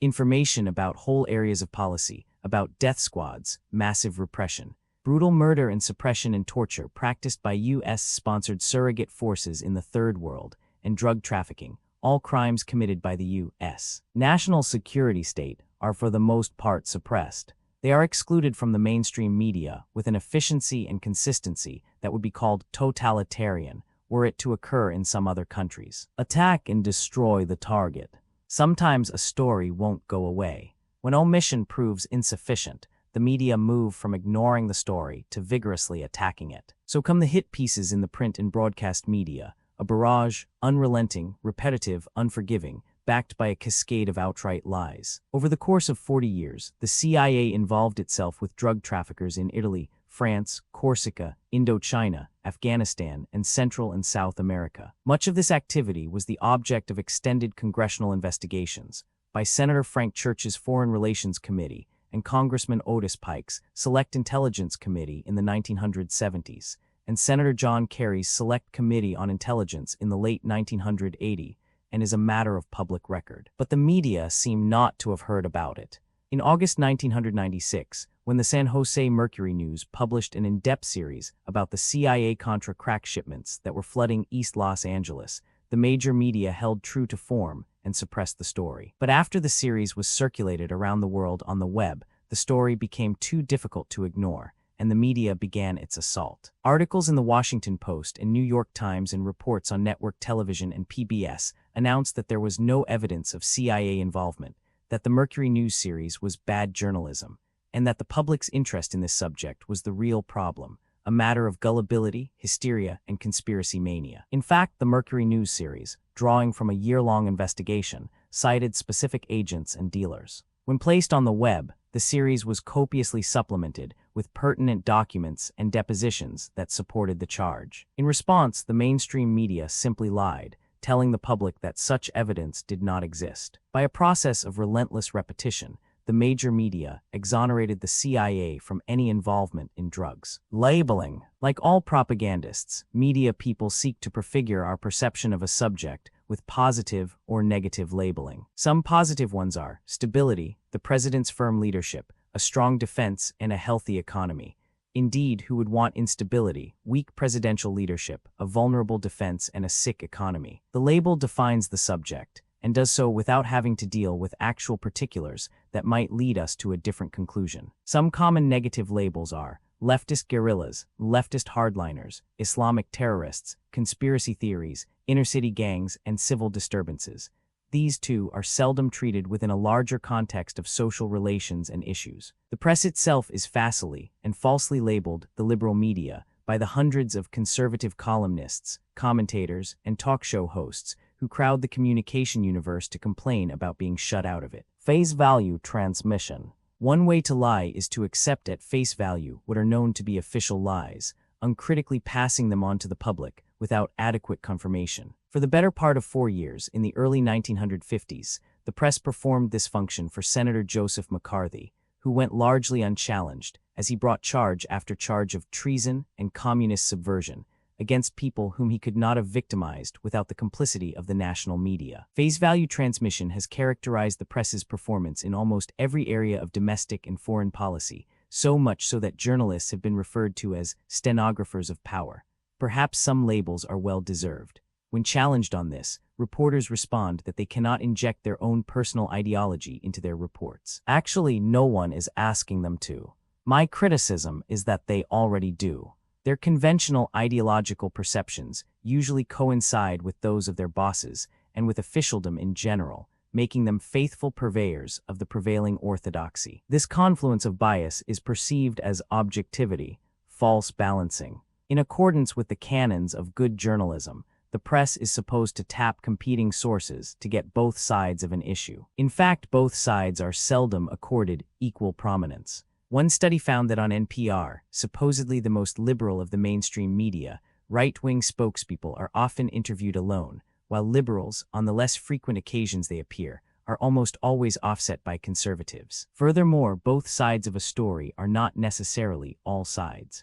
During the 1980 television panel discussions on defense policy pitted experts who wanted to maintain the existing high levels of military spending against other experts who wanted to increase the military budget even more. Seldom, if ever heard, were those who advocated drastic reductions in the defense budget. Progressive and radical views are virtually shut out. Framing. The most effective propaganda is that which relies on framing rather than on falsehood. By bending the truth rather than breaking it, using emphasis and other auxiliary embellishments, communicators can create the desired impression without resorting to explicit advocacy and without departing too far from the appearance of objectivity. Framing is achieved in the way the news is packaged, the amount of exposure, the placement, front page or buried within lead story or last, the tone of presentation, sympathetic or slighting, the headlines and photographs, and in the case of broadcast media, the accompanying visual and auditory effects. Newscasters use themselves as auxiliary embellishments.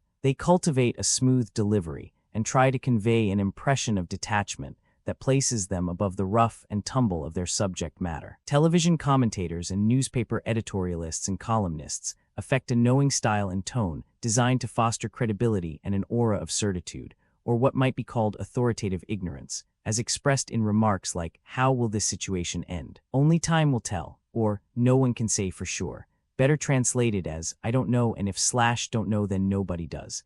Sometimes the aura of authoritative credibility is preserved by palming off trite truisms as penetrating truths. So newscasters learn to fashion sentences like, "The space launch will take place as scheduled if no unexpected problems arise," or "Because of lagging voter interest, Election Day turnout is expected to be light," or "Unless Congress acts soon, this bill is not likely to go anywhere." We are not likely to go anywhere as a people and a democracy unless we alert ourselves to the methods of media manipulation that are ingrained in the daily production of news and commentary. The news media regularly fail to provide a range of information and commentary that might help citizens in a democracy develop their own critical perceptions. The job of the corporate media is to make the communication universe safe for corporate America, telling us what to think about the world before we have a chance to think about it for ourselves. When we understand that news selectivity is likely to favor those who have power, position, and wealth, we move from a liberal complaint about the press's sloppy performance to a radical analysis of how the media serve the ruling circles all too well with much skill and craft. Pack punditry. It was back on January 20, 1990, a cold, drizzly Saturday afternoon when I was living in Washington, D.C. Sitting in my apartment, I decided to take full advantage of the freedom of choice we Americans are said to enjoy. Which public affairs programs on television should I watch? I checked the public affairs TV listing, and the choice was overwhelming in its own way. There was a PBS program called American Interests, and its guest was Henry Kissinger. It had been quite some time since I had last seen Henry Kissinger holding forth on television, maybe a good 48 hours. Kissinger was slated to talk about great power politics in the 1990s. The 1990s were only 20 days old, so I figured he couldn't have all that much to say. I decided to take a rain check, secure in the knowledge that I could catch Henry whenever I wanted. The next offering was Evans and Novick on CNN.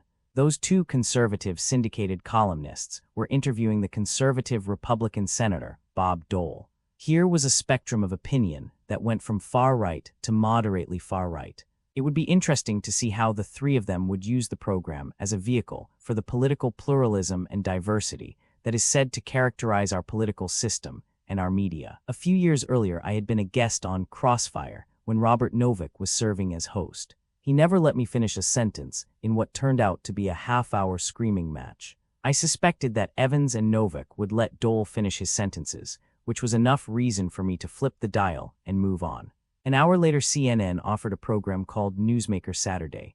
The guests were Zbigniew Brzezinski, former national security advisor and full-time Cold War Russophobe, and Jeane Kirkpatrick, full-time apologist for U.S. interventionism in the Third World and lover of right-wing dictatorships and their benign authoritarian torturers. Kirkpatrick used to tell us about how communist governments would never give up their monopoly on power because they were too power-hungry and too brutally totalitarian. After a succession of communist governments in Eastern Europe gave up their power with only feeble gestures of resistance, she stopped pushing that line. But she was still busy defending the violent U.S.-sponsored repression in El Salvador. Brzezinski and Kirkpatrick were going to talk about internal Soviet violence. What does it mean? I decided not to risk exposure to either of them. Getting on in the day, CBS was offering a program called Inside Washington. No guest experts were listed, just a panel of TV news analysts who were scheduled to discuss D.C. Mayor Marion Barry's drug arrest and ongoing civil unrest in the Soviet Union. This listing seemed to imply that there was a connection between these two subjects. So I skipped the show. Playing against CBS, and this is what we mean by choice, was CNN's Capital Gang. This show turned out to be a panel of news pundits who talked about D.C. Mayor Marion Barry's arrest and internal violence in Soviet Azerbaijan. For an additional dollop of diversity, the guest was conservative Republican Orrin Hatch, whom I hadn't laid eyes on since a MacNeil Lehrer News Hour interview 5 days before. Hatch causes me to break out in a rash, so I passed. Playing against both CBS and CNN was still more diversity.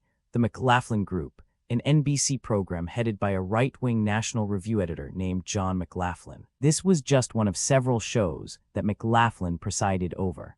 It offered the usual format: 3 loud, aggressive right-wingers, counting McLaughlin, the moderator, would outshout 2 milder and polite centrists in what purported to be a political discussion.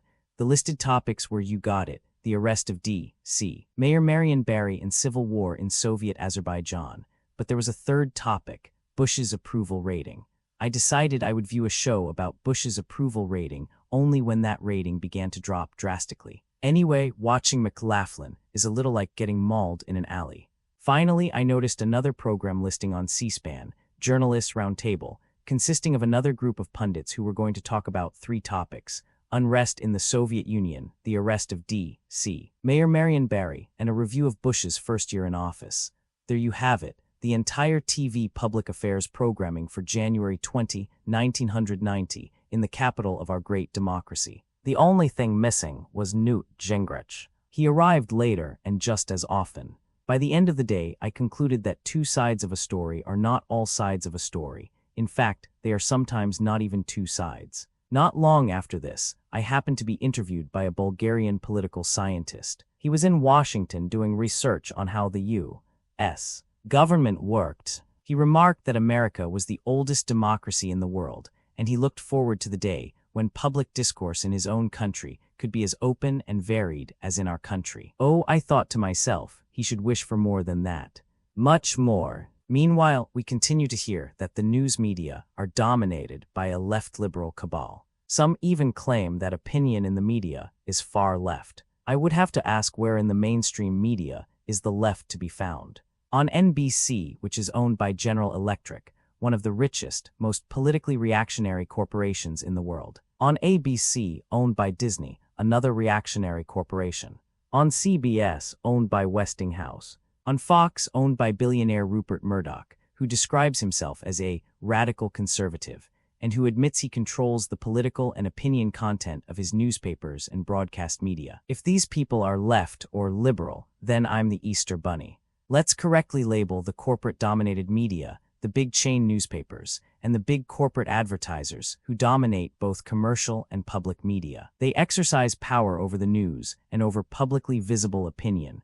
They pick the executives who hire the pundits who tell us what to think about the world. And they want us to think the same way they do. The monopoly in media ownership also brings a monopoly in mainstream media ideology. The pundits offer little or no diversity. In knowing tones and with much heat but little light, they argue with each other over political personalities, election predictions, and trivialities. Like so many theater critics or high-flown gossips, they offer their opinions on whether the president is successfully projecting a positive image, whether this or that politico is being groomed for a leadership slot, whether Congress is in a mood to get along with the White House, and whether the CIA dropped the ball on predicting some new development. They focus on process and rarely on content. One has to marvel at all the emphasis on style with no attention to substance.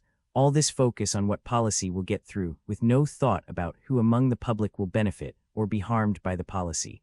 All this speculation about the future with no attention to present politico-economic realities. If these pundits are offering us democratic diversity, who needs totalitarian uniformity? Is IT sports or is IT war? As presented on television, sports in America have little to do with sportsmanship and plenty to do with militarism and the national ego. Instead of bringing nations together, international sports seem to fuel that winning is everything mentality, a hostile rah-rah competitiveness that defeats the purpose of international games. The link between sports and war is sometimes explicitly drawn.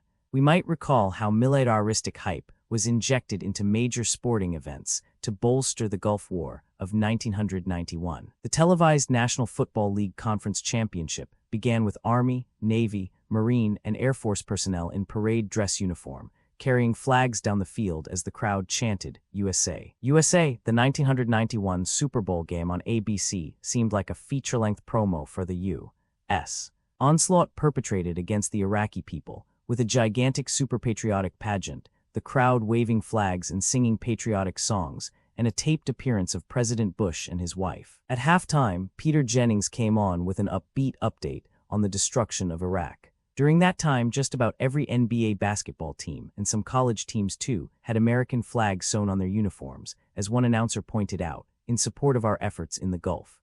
In a joint venture with the Department of Defense, the NFL even saw fit to sponsor a 60-minute documentary on Operation Desert Storm. Steve Sabol, president of NFL Films, put it this way: I don't want to say that war is the same as football, but the same spirit and ideology that football glorifies is also the spirit necessary for a successful military endeavor. Team contests between the United States and the Soviet Union provided ample occasion for flag-waving and red-bashing. When the U.S. Olympic hockey team defeated a second-string Soviet team at Lake Placid, New York, years ago, the ABC Nightline announcer crowed, "The Americans withstood an all-out Soviet assault." In an after-game interview, the U.S. coach said he had told his players they have something the Russians don't have, the American belief we can succeed at anything we do. Had the Soviets claimed such a faith in their own invincibility, it would have been taken as evidence of their aggrandizing intentions. When the Soviet Union beat the USA in basketball in the 1988 Olympics, NBC treated it as the end of civilization as we know it. In post-game commentaries, NBC announcers described an American team seriously handicapped by insufficient practice time and the loss of a key player, and thus unable to withstand the Soviet onslaught. The Soviets, it seems, never let up their attack and were a relentless juggernaut.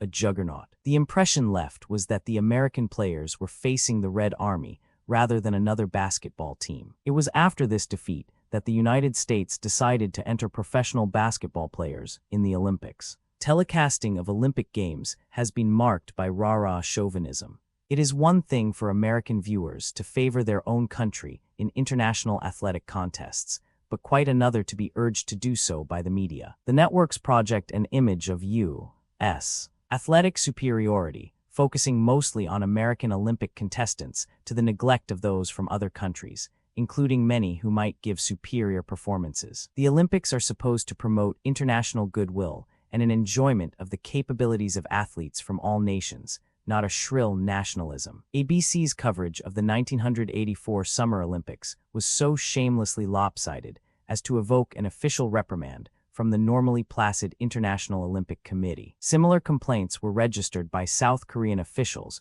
regarding NBC's coverage of the 1988 Olympics in Seoul. The 1996 Olympics coverage was more of the same.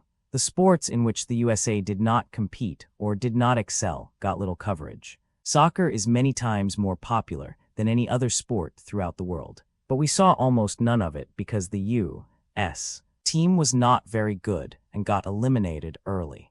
Volleyball is not as popular in the world, but we saw lots of it because the U.S. had a strong team. Softball is a relatively rare international sport, but we saw lots of it because the Americans were winning most of the softball medals. The camera concentrates on U.S. competitors even to the point of neglecting other nationals who finished ahead. For instance, in the kayaking competition, we saw a pre-meet interview of the American Davy Hearn. We saw his wife. We even saw them getting married, and we saw him through most of the race. The only trouble is our Davy finished 9th. First place went to a Slovak, whose name I didn't quite catch because it flashed across the screen for only an instant. In another event, the U.S. entry was allotted an extensive interview, without mention of the fact that he finished 16th.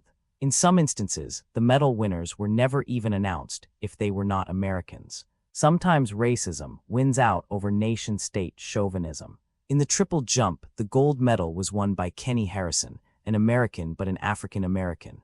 However, TV coverage concentrated on second-place Jonathan Edwards, a white Englishman who happened to be a devout Christian, who talked about his gift from God to compete and how he would never compete on Sundays, until he realized he was missing out on too many opportunities. Then it seems God sent him a different message. The bronze went to a Cuban, whose final jump was not even shown. And let us not forget the American fans at these games, screaming for the kill, completely immune to the spirit of international fellowship, showing no sign of hospitality. The Olympics were in Atlanta, never applauding for the foreign teams, practically snarling with rage when the Cuban women's volleyball team beat the U.S. team. The American fans roared their delight when 7-foot NBA pros pulverized a ragged team from Zaire, composed of kids who have to work for a living and who might have practiced in their spare time just a few months before. I like sports. I just do not like the unsportsmanlike competitiveness and rabid flag-waving jingoism that comes with the coverage. It felt more like Munich 1936 than Atlanta 1996. With sports, we need to foster international friendship and the more gracious side of the human spirit. Let us have less chest-thumping and more handshaking, less emphasis on who wins and more on how the game is played. Better a family of nations than a multitude of screaming nationalistic egos. Cozy with the clan the mainstream media downplay, or completely ignore the many demonstrations that progressive forces have launched against war and social injustice. But not all demonstrators are slighted.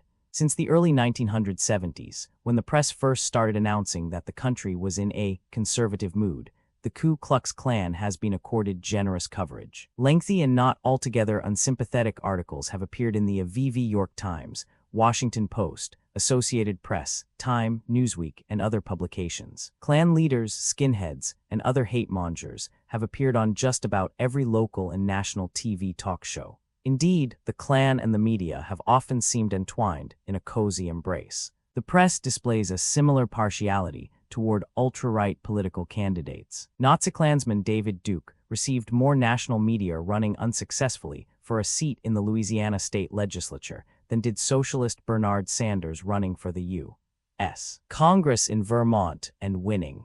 Likewise, right-wing presidential aspirants Pat Buchanan and Ross Perot received immediate and lavish media attention upon announcing their candidacies, while the progressive Senator Tom Harkin remained unseen and largely unmentioned throughout the entire campaign. Do we want the press to cover or ignore the Klan?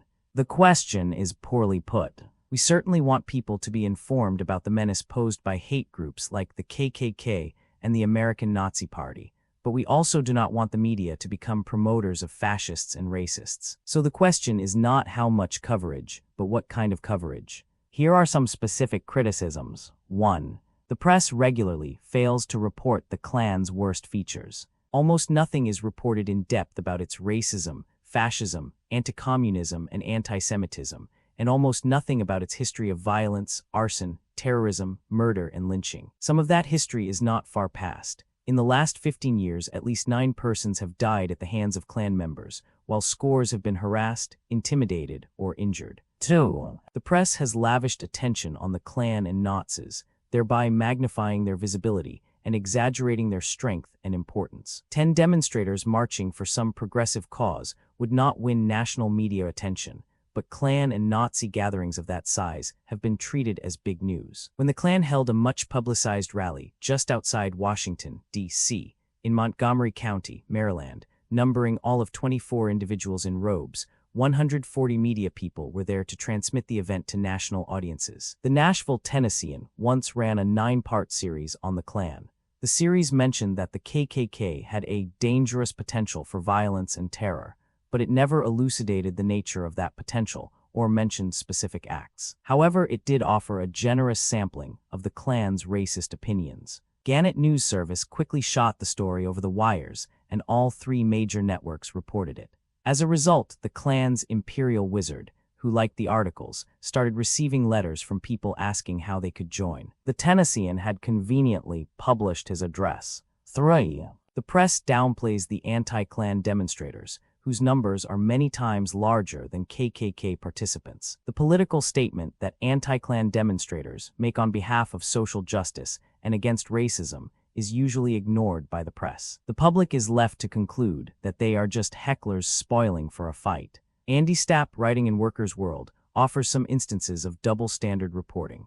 Anti-Klan demonstrators outnumbered the fascists 10-1 at a KKK rally in Connecticut, but CBS, ABC, and NBC all focused their cameras on the Klan. 50 Klansmen parading from Selma to Montgomery drew national attention, while 500 civil rights advocates marching against racism, 67 of whom were arrested, from Savannah to Reidsville Prison, the same week were virtually censored out of the news. 10 armed KKK terrorists rate a 6-column article and a large picture in the New York Times, the same newspaper which printed not one word about the 350,000 black and white people who demonstrated together for affirmative action and civil rights in Washington, D.C., the capital of the U.S. 4. The press has no unkind words about how police and government agents collaborate with the Klan and the Nazis, as when police attack anti-Klan protesters and when undercover agents, who supposedly infiltrate the KKK to keep an eye on it, end up playing key organizing roles. One investigation revealed that most of the Klan chapters in certain parts of the South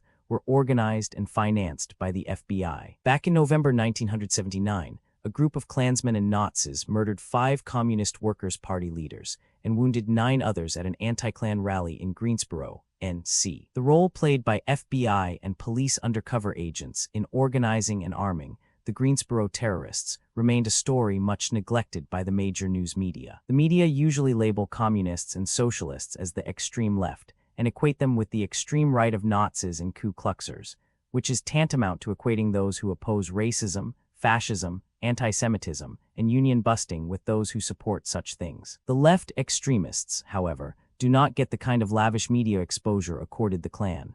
Thus, for years, Charlene Mitchell and Angela Davis headed a very active multiracial organization known as the National Alliance Against Racism and Political Repression. But most people, including many on the left, never heard of the organization, even though one of its leaders was a nationally known figure. Like other anti-racist groups, the NARPers suffered from a severe case of media blackout.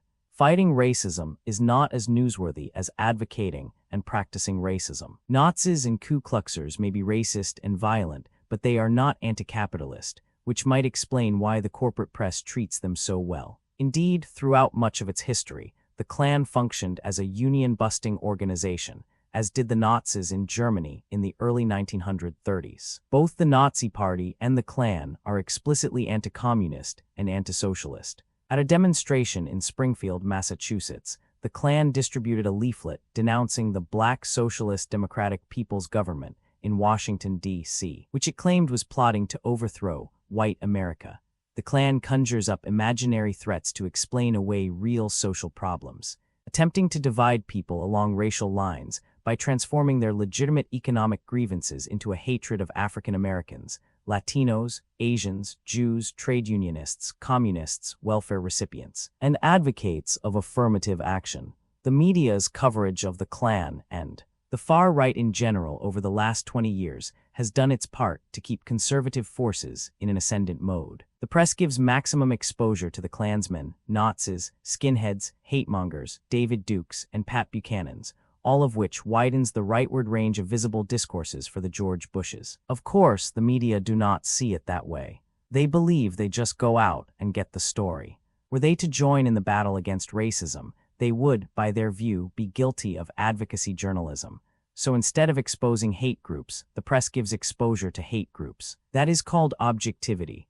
Inferior people for centuries, colonialists have justified their mistreatment of other peoples by portraying them as lacking ethical, cultural, and political development. If there is turmoil in some part of the Third World, then the trouble supposedly rests with the people themselves, and not with anything the intruders are doing to them. In 1973, when the CIA-engineered coup in Chile overthrew Salvador Allende and led to the bloody repression of the Pinochet regime, blaming the people became the media's favorite explanation. CBS commentator Eric Severid announced that the Chilean people brought it on themselves. Another Latin American example of an instability so chronic that the root causes have to lie in the nature and culture of the people. By way of explaining why Chileans would support Allende and the Popular Unity government, Barnard Collier wrote in the New York Times, "The Chileans do not believe in facts, numbers, or statistics with the earnest faith of an English-speaking people." While talking to a correspondent who had just reported on the rebellion in Tiger, NBC's Tom Brokaw could only thin K of asking, "You're in London now, which is one of the most sophisticated and civilized cities in the world. Do you have much culture shock after being in that part of Africa?" During the Cold War years, the Russians were a prime target of stereotypic pronouncements. They were described by one U.S. correspondent as unsmiling, rude, and unable to look you in the eye. A former Washington Post reporter, appearing on ABC's 20/20 program, declared that the Russians have a great urge for order. It is part of their personality. To which host Barbara Walters responded that the Russian people lacked a sense of responsibility because they are told what to do and when to do it. In 1991, at a time of dramatic transition within the Soviet Union, the New York Times noted that Russian free market advocates faced the mammoth task of civilizing their country. The Arabs are another people who are treated to a superabundance of negative stereotypes. A CBS correspondent ended his report on the Middle East by saying, "But of course, sound argument has not always dictated Arab behavior." New York Times columnist Flora Lewis saw the Islamic mind as unable to employ step-by-step thinking. Had such an assertion been applied to the Christian mind or the Hebrew mind, the Times likely would have rejected it as nonsensical and bigoted, and rightly so. The 1990-91 Gulf War, waged by the United States against Iraq, brought a wave of anti-Arab stereotypes. Iraq was an Arab nation, but so were 6 of the nations allied with Washington. Newsday referred to the treacherous standards of Arab politics. Judith Miller in the New York Times claimed that the Gulf Cooperation Council, in typical Arab style, made a veiled reference to the presence of U.S. forces in the Gulf. Miller would never describe an Israeli leader as making a veiled reference in typical Jewish style, nor would that be a proper or correct usage. U.S. News and World Report quoted Middle East specialist Judith Kipper on the devious nature of the Arab mind. We go in a straight line, they zigzag. They say one thing in the morning, another thing at night, and really mean a third thing. New Republic editor Martin Peretz warned us, nonviolence is foreign to the political culture of Arabs generally and of the Palestinians particularly.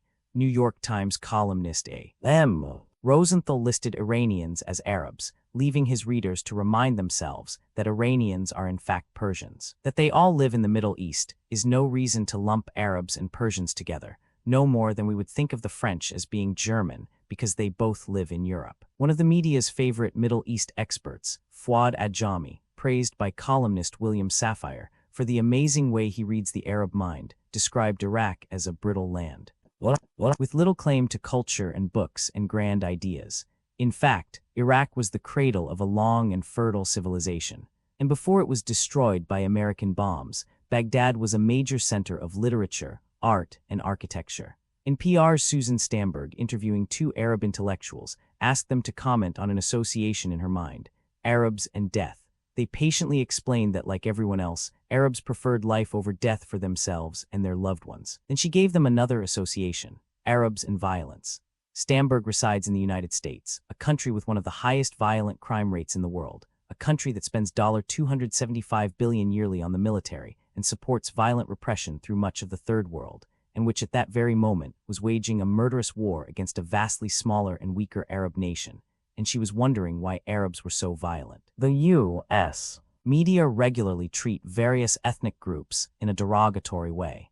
Thus, the news media have little positive to say about the struggles of African Americans, Native Americans, and others for jobs, decent housing, safe neighborhoods, and viable political organizations. Moreover, the efforts of people of color to gain recognition in art, literature, entertainment, music, sports, religion, labor, and education have earned relatively scant notice in the corporate-owned white media. African Americans are generously overrepresented in the news when there is bad news to report. Polling statistics in USA Today show that only 15% of U.S. drug users are African American, but data from the Black Entertainment Network indicate that 50% of network news stories on drugs focus on African Americans. As media commentators, African Americans remain drastically underrepresented. Mayor Richard Hatcher of Gary, Indiana, noted, about the only time you really see blacks giving their opinions, or given any serious space, is when it relates to minorities or civil rights. That seems to be the only time when the media feel we are competent enough to express opinions. Even in that area, blacks who express ideas on race that run counter to the predominant ideological mode are likely to be subjected to attack. Reputable African American scholars and educators have tried to move away from a Eurocentric approach to history and set the record straight with university curricula that treat the often neglected African and African American experience. But these efforts have been vehemently denounced by the white media as bad history and ethnic cheerleading. In contrast, conservative African American writers and academics like Thomas Sowell and Shelby Steele, who serve as cheerleaders for the status quo, are given generous exposure as they denounce affirmative action and other federal programs designed to help ethnic minorities, and as they praise the established power structure and downplay the effects of racism in the United States. Unfortunately, but not surprisingly, Eurocentric racism is alive and well in the corporate-owned media. Pictures in our heads, even if supposedly not political in intent, the multi-billion-dollar film and television industries are political in impact, discouraging critical perceptions of our social order, while planting pictures in our heads that support U.S. militarism, armed intervention abroad, phobic anti-communism, authoritarian violence, vigilantism, consumer acquisitiveness, racial and sexual stereotypes, and anti-working class attitudes. Remarking on the prevalence of media-induced stereotypes of African Americans, Ellen Hawley put it well. Again and again, I have seen black actors turned down for parts because they were told that they did not look the way a black person should or sound the way a black person should. What is this business of should? What kind of box are we being put into? I have seen black writers told that the black characters they put down on a page were not believable because they were too intelligent. Black scholar Jan/Feb. 1979. Studies show that women, too, are put into a box, portrayed mostly in subsidiary roles, and depicted as less capable, effective, or interesting than the more numerous white male principals. To be sure, things have changed somewhat. Women can now be seen playing lawyers, judges, cops, executives, professionals, and sometimes even workers, but the questions of gender equality and the fight for feminist values are seldom joined. Likewise, the struggles of sleep-starved, underpaid single mothers trying to raise their children and survive in an inhospitable environment are not usually considered an appropriate theme for primetime television or Hollywood. Working people of both genders and whatever ethnic background are still underrepresented in the media, usually consigned to playing minor walk-on roles as waiters, service people, gas station attendants, and the like in an affluent, upper-middle-class, media-created world. Blue-collar people are portrayed as emotional, visceral, simple-hearted, simple-minded, and incapable of leadership or collective action against the injustices they face in their workplace and community. Their unions are depicted as doing more harm than good. Given the hostility that network and studio bosses have manifested toward organized labor in the entertainment industry, it is small wonder that labor unions are almost always portrayed, if at all, in an unsympathetic light. Generally speaking, whether it is a movie about factory workers, cops, and crime, or the invasion of galactic monsters, it is individual heroics rather than collective action that save the day. Solutions and victories are never won by ordinary good people, organizing and struggling for mutual betterment, but by the hero in self-willed combat, defying the odds and sometimes even the authorities to vanquish the menace and let justice triumph. In great supply as heroes are the purveyors of violence and macho toughness. The military man, cop, counterinsurgency agent, spy catcher, private investigator, and adventurer, with their helicopter gunships, screeching car chases, and endless shoot-em-ups and punch-em-outs, to which today we can add the eerie wonders of computerized high-tech weaponry. Check the movie ads in your newspaper for the number of weapons displayed. Flip your TV dial during prime time and count the number of guns or fistfights or other acts of violence and aggression, not to mention the verbal aggressions and put-downs that are the stock in trade of the sitcoms. Iconoclastic opinions and images get through now and then. Liberal and even strongly progressive themes can be found in an occasional movie or television episode. Underdog and dissident voices are heard, but only on the rarest occasions. In modern mass society, people rely to a great extent upon distant image makers for their cues about the wider world and even about their own immediate experience. Our notion of what a politician, a corporate executive, a farmer, an African, or a Mexican American are supposed to be like, our view of what rural or inner-city life should be, our anticipations about romantic experience and sexual attractiveness, crime and foreign enemies, dictators and revolutionaries, bureaucrats and protesters, police and prostitutes, workers and communists, all are heavily colored by our exposure to movies and TV shows. Many of us have never met an Arab, but few of us lack some picture in our minds of what an Arab is supposed to be like. If drawn largely from the mass media, this image will be a stereotype, and most likely a defamatory one. As Walter Lippmann noted almost 70 years ago in his book Public Opinion, stereotypic thinking precedes reason, and as a form of perception it imposes a certain character on the data of our senses. When we respond to a real-life situation with the exclamation, just like in the movies, we are expressing our recognition and even satisfaction that our media-created mental frames find corroboration in the actual world. The media images in our heads influence how we appraise a host of social realities, including U.S. domestic and foreign policies. If we have learned from motion pictures and television series that our nation is forever threatened by hostile alien forces, then we are apt to support increased military spending and warlike interventions. If we have learned that inner-city denizens are violent criminals and welfare chiselers, then we are more apt to support authoritarian police measures and cuts in human services to the inner city. Audiences usually do some perceptual editing. They frequently project something of their own viewpoint upon what they see.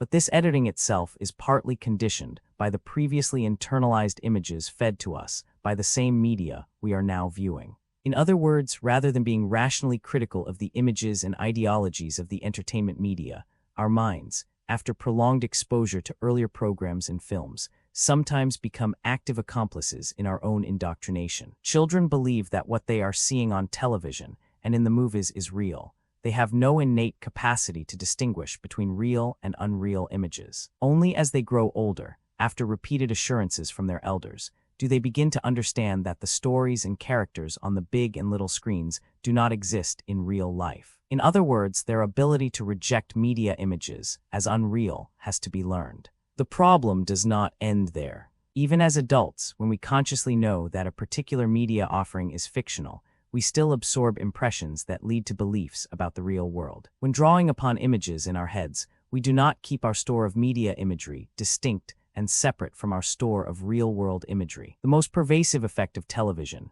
aside from its content, may be its very existence, its readily available, commanding, and often addictive presence in our homes, its ability to reduce hundreds of millions of citizens to passive spectators for major portions of their waking hours. Television minimizes interactions between persons within families and communities. One writer I know only half-jokingly claims, "I watch television as a way of getting to know my husband and children."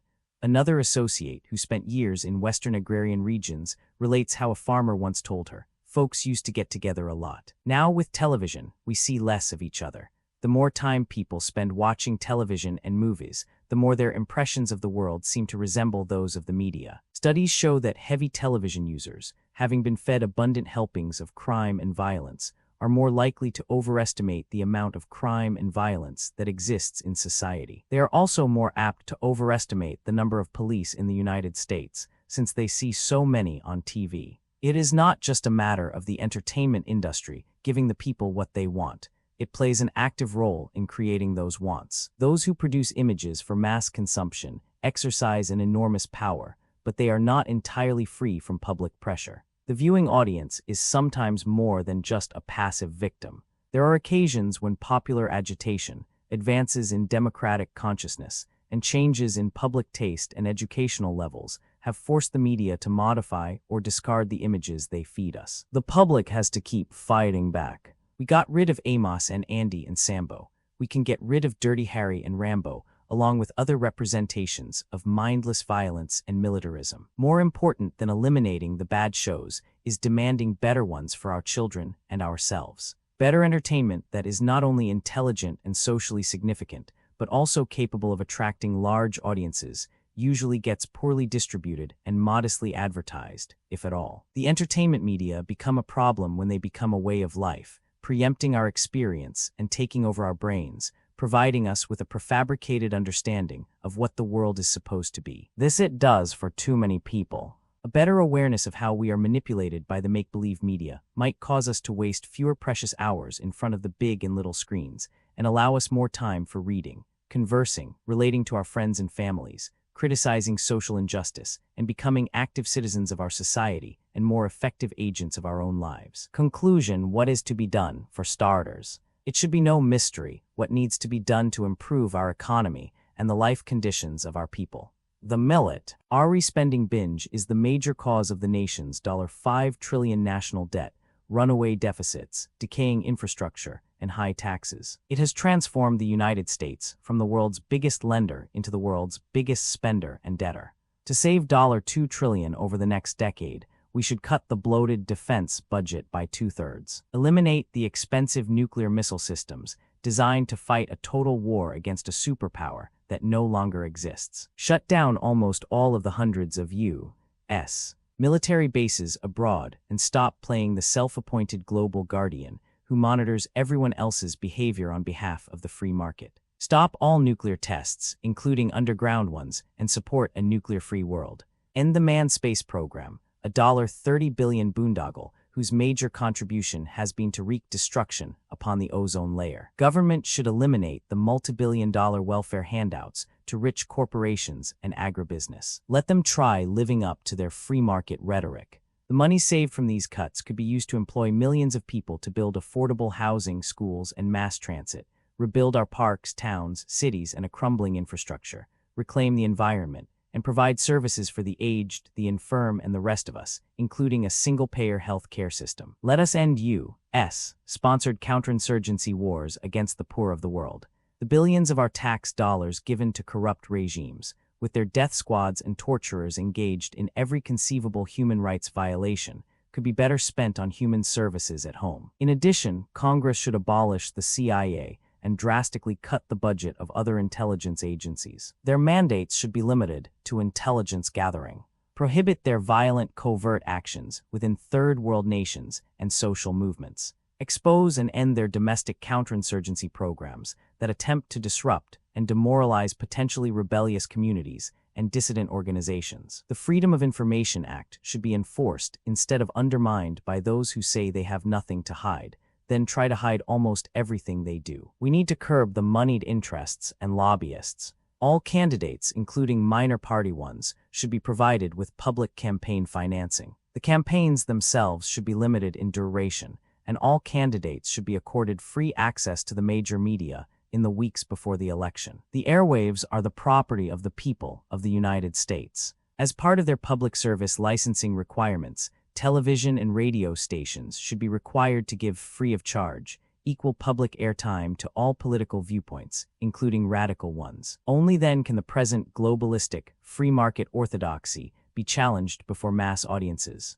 The states should institute proportional representation so that every vote will count and voters will have a wider and more democratic choice of parties, which in turn, as other countries have shown, leads to a higher level of voter participation. Also needed is a standard federal electoral law allowing easy ballot access for third parties and independents, and imposing stricter monitoring of vote tabulations. Government could dramatically lower the deficit by reintroducing the progressive income tax for rich individuals and corporations, without the many loopholes and deductions that still exist, and expand rather than cut the capital gains tax on big investors. Strengthen the inheritance tax. At the same time, give tax relief to the working poor and other low-income employees. Reduce the regressive Social Security tax. It produces a yearly $50 billion surplus that is shifted into the general budget. Or increase Social Security payments to low-income elderly so that the surplus is spent in a way it was intended. Abolish anti-labor laws that make it so difficult for people to organize unions. Penalize employers with heavy fines who refuse to negotiate a contract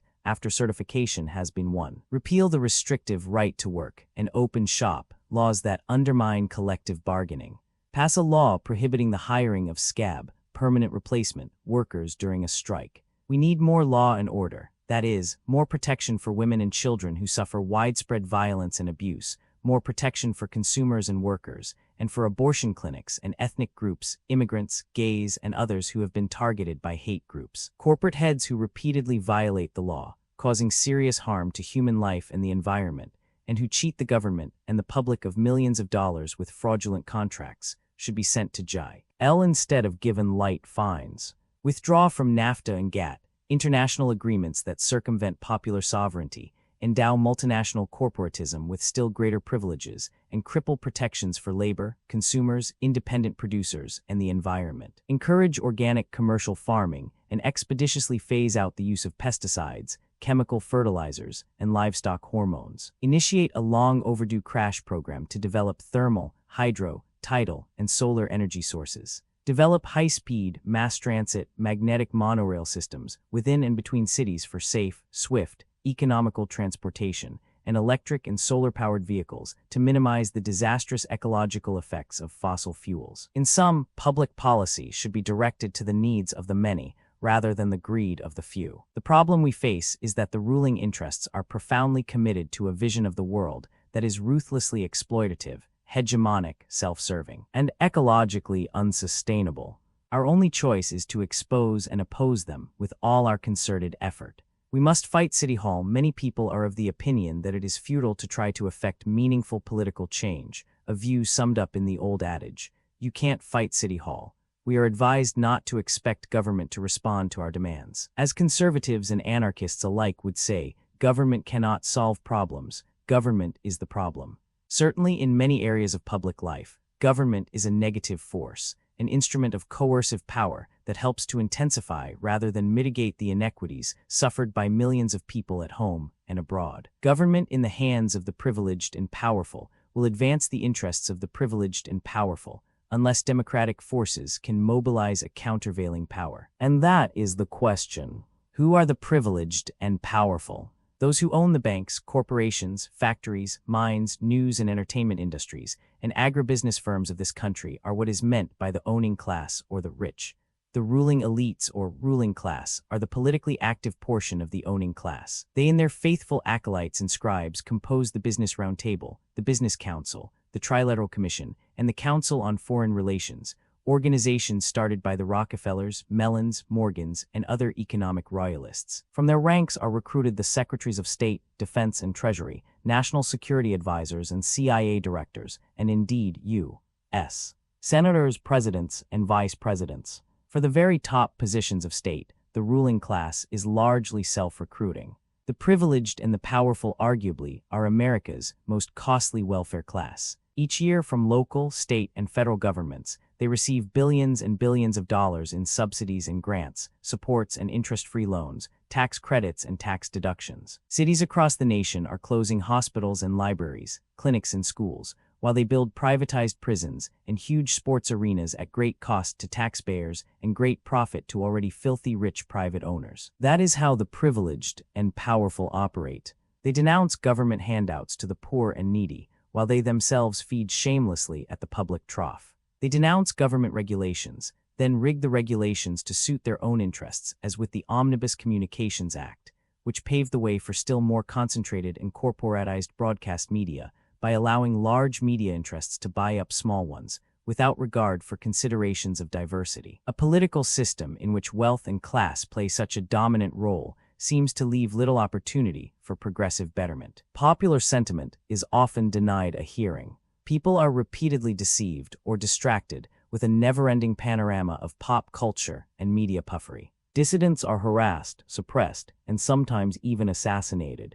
In time, people lapse into cynicism and sour resignation. In such a situation, a demoralized passivity assumes the guise of a false consensus. Certainly, some commentators treat political discouragement and quietude as symptomatic of contentment, arguing that we are too happy with our abundance and freedom to engage in political struggle. Right-wing columnist George Will writes, "Low voter turnouts often are signs of social health. Low political energy can be a consequence of consensus about basics." Washington Post, Sept. 9, 1991.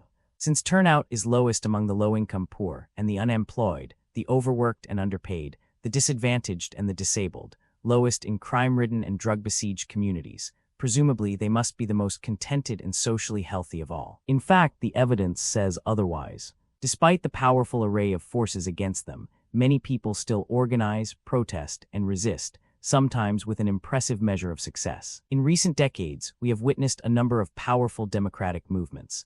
The civil rights protest to enfranchise African Americans in the South and end lynch mob rule and segregation. The civil liberties struggle against McCarthyism and government harassment of dissidents. The movement to end the Vietnam War. The anti-imperialist solidarity for El Salvador and Nicaragua. The attempts to build alternative educational and informational institutions. The movement for a nuclear freeze and an end to the arms race, and the struggles for women's rights, gay rights, and environmentalism/PP. During those same years, we have seen long and bitter labor struggles valiantly fought by coal miners, steel workers, farm laborers, airline employees, newspaper staffs, bus drivers, teachers, university staff, health industry employees, and others. While probably none of these mass movements and labor struggles has met with unqualified success, all have made a difference. All have had an impact in limiting how far the rich and powerful can go in advancing their otherwise uncompromising global pursuit of maximum profit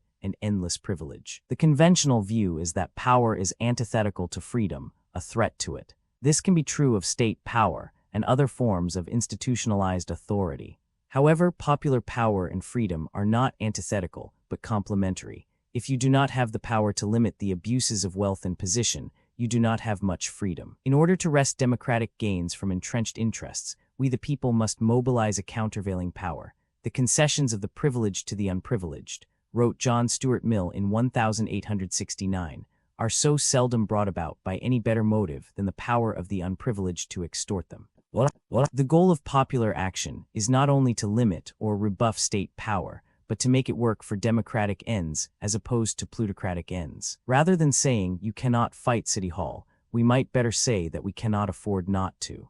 It is often frustrating and sometimes dangerous to challenge those who own and control the land, labor, capital, and technology of society. But in the long run, it is even more dangerous not to do so.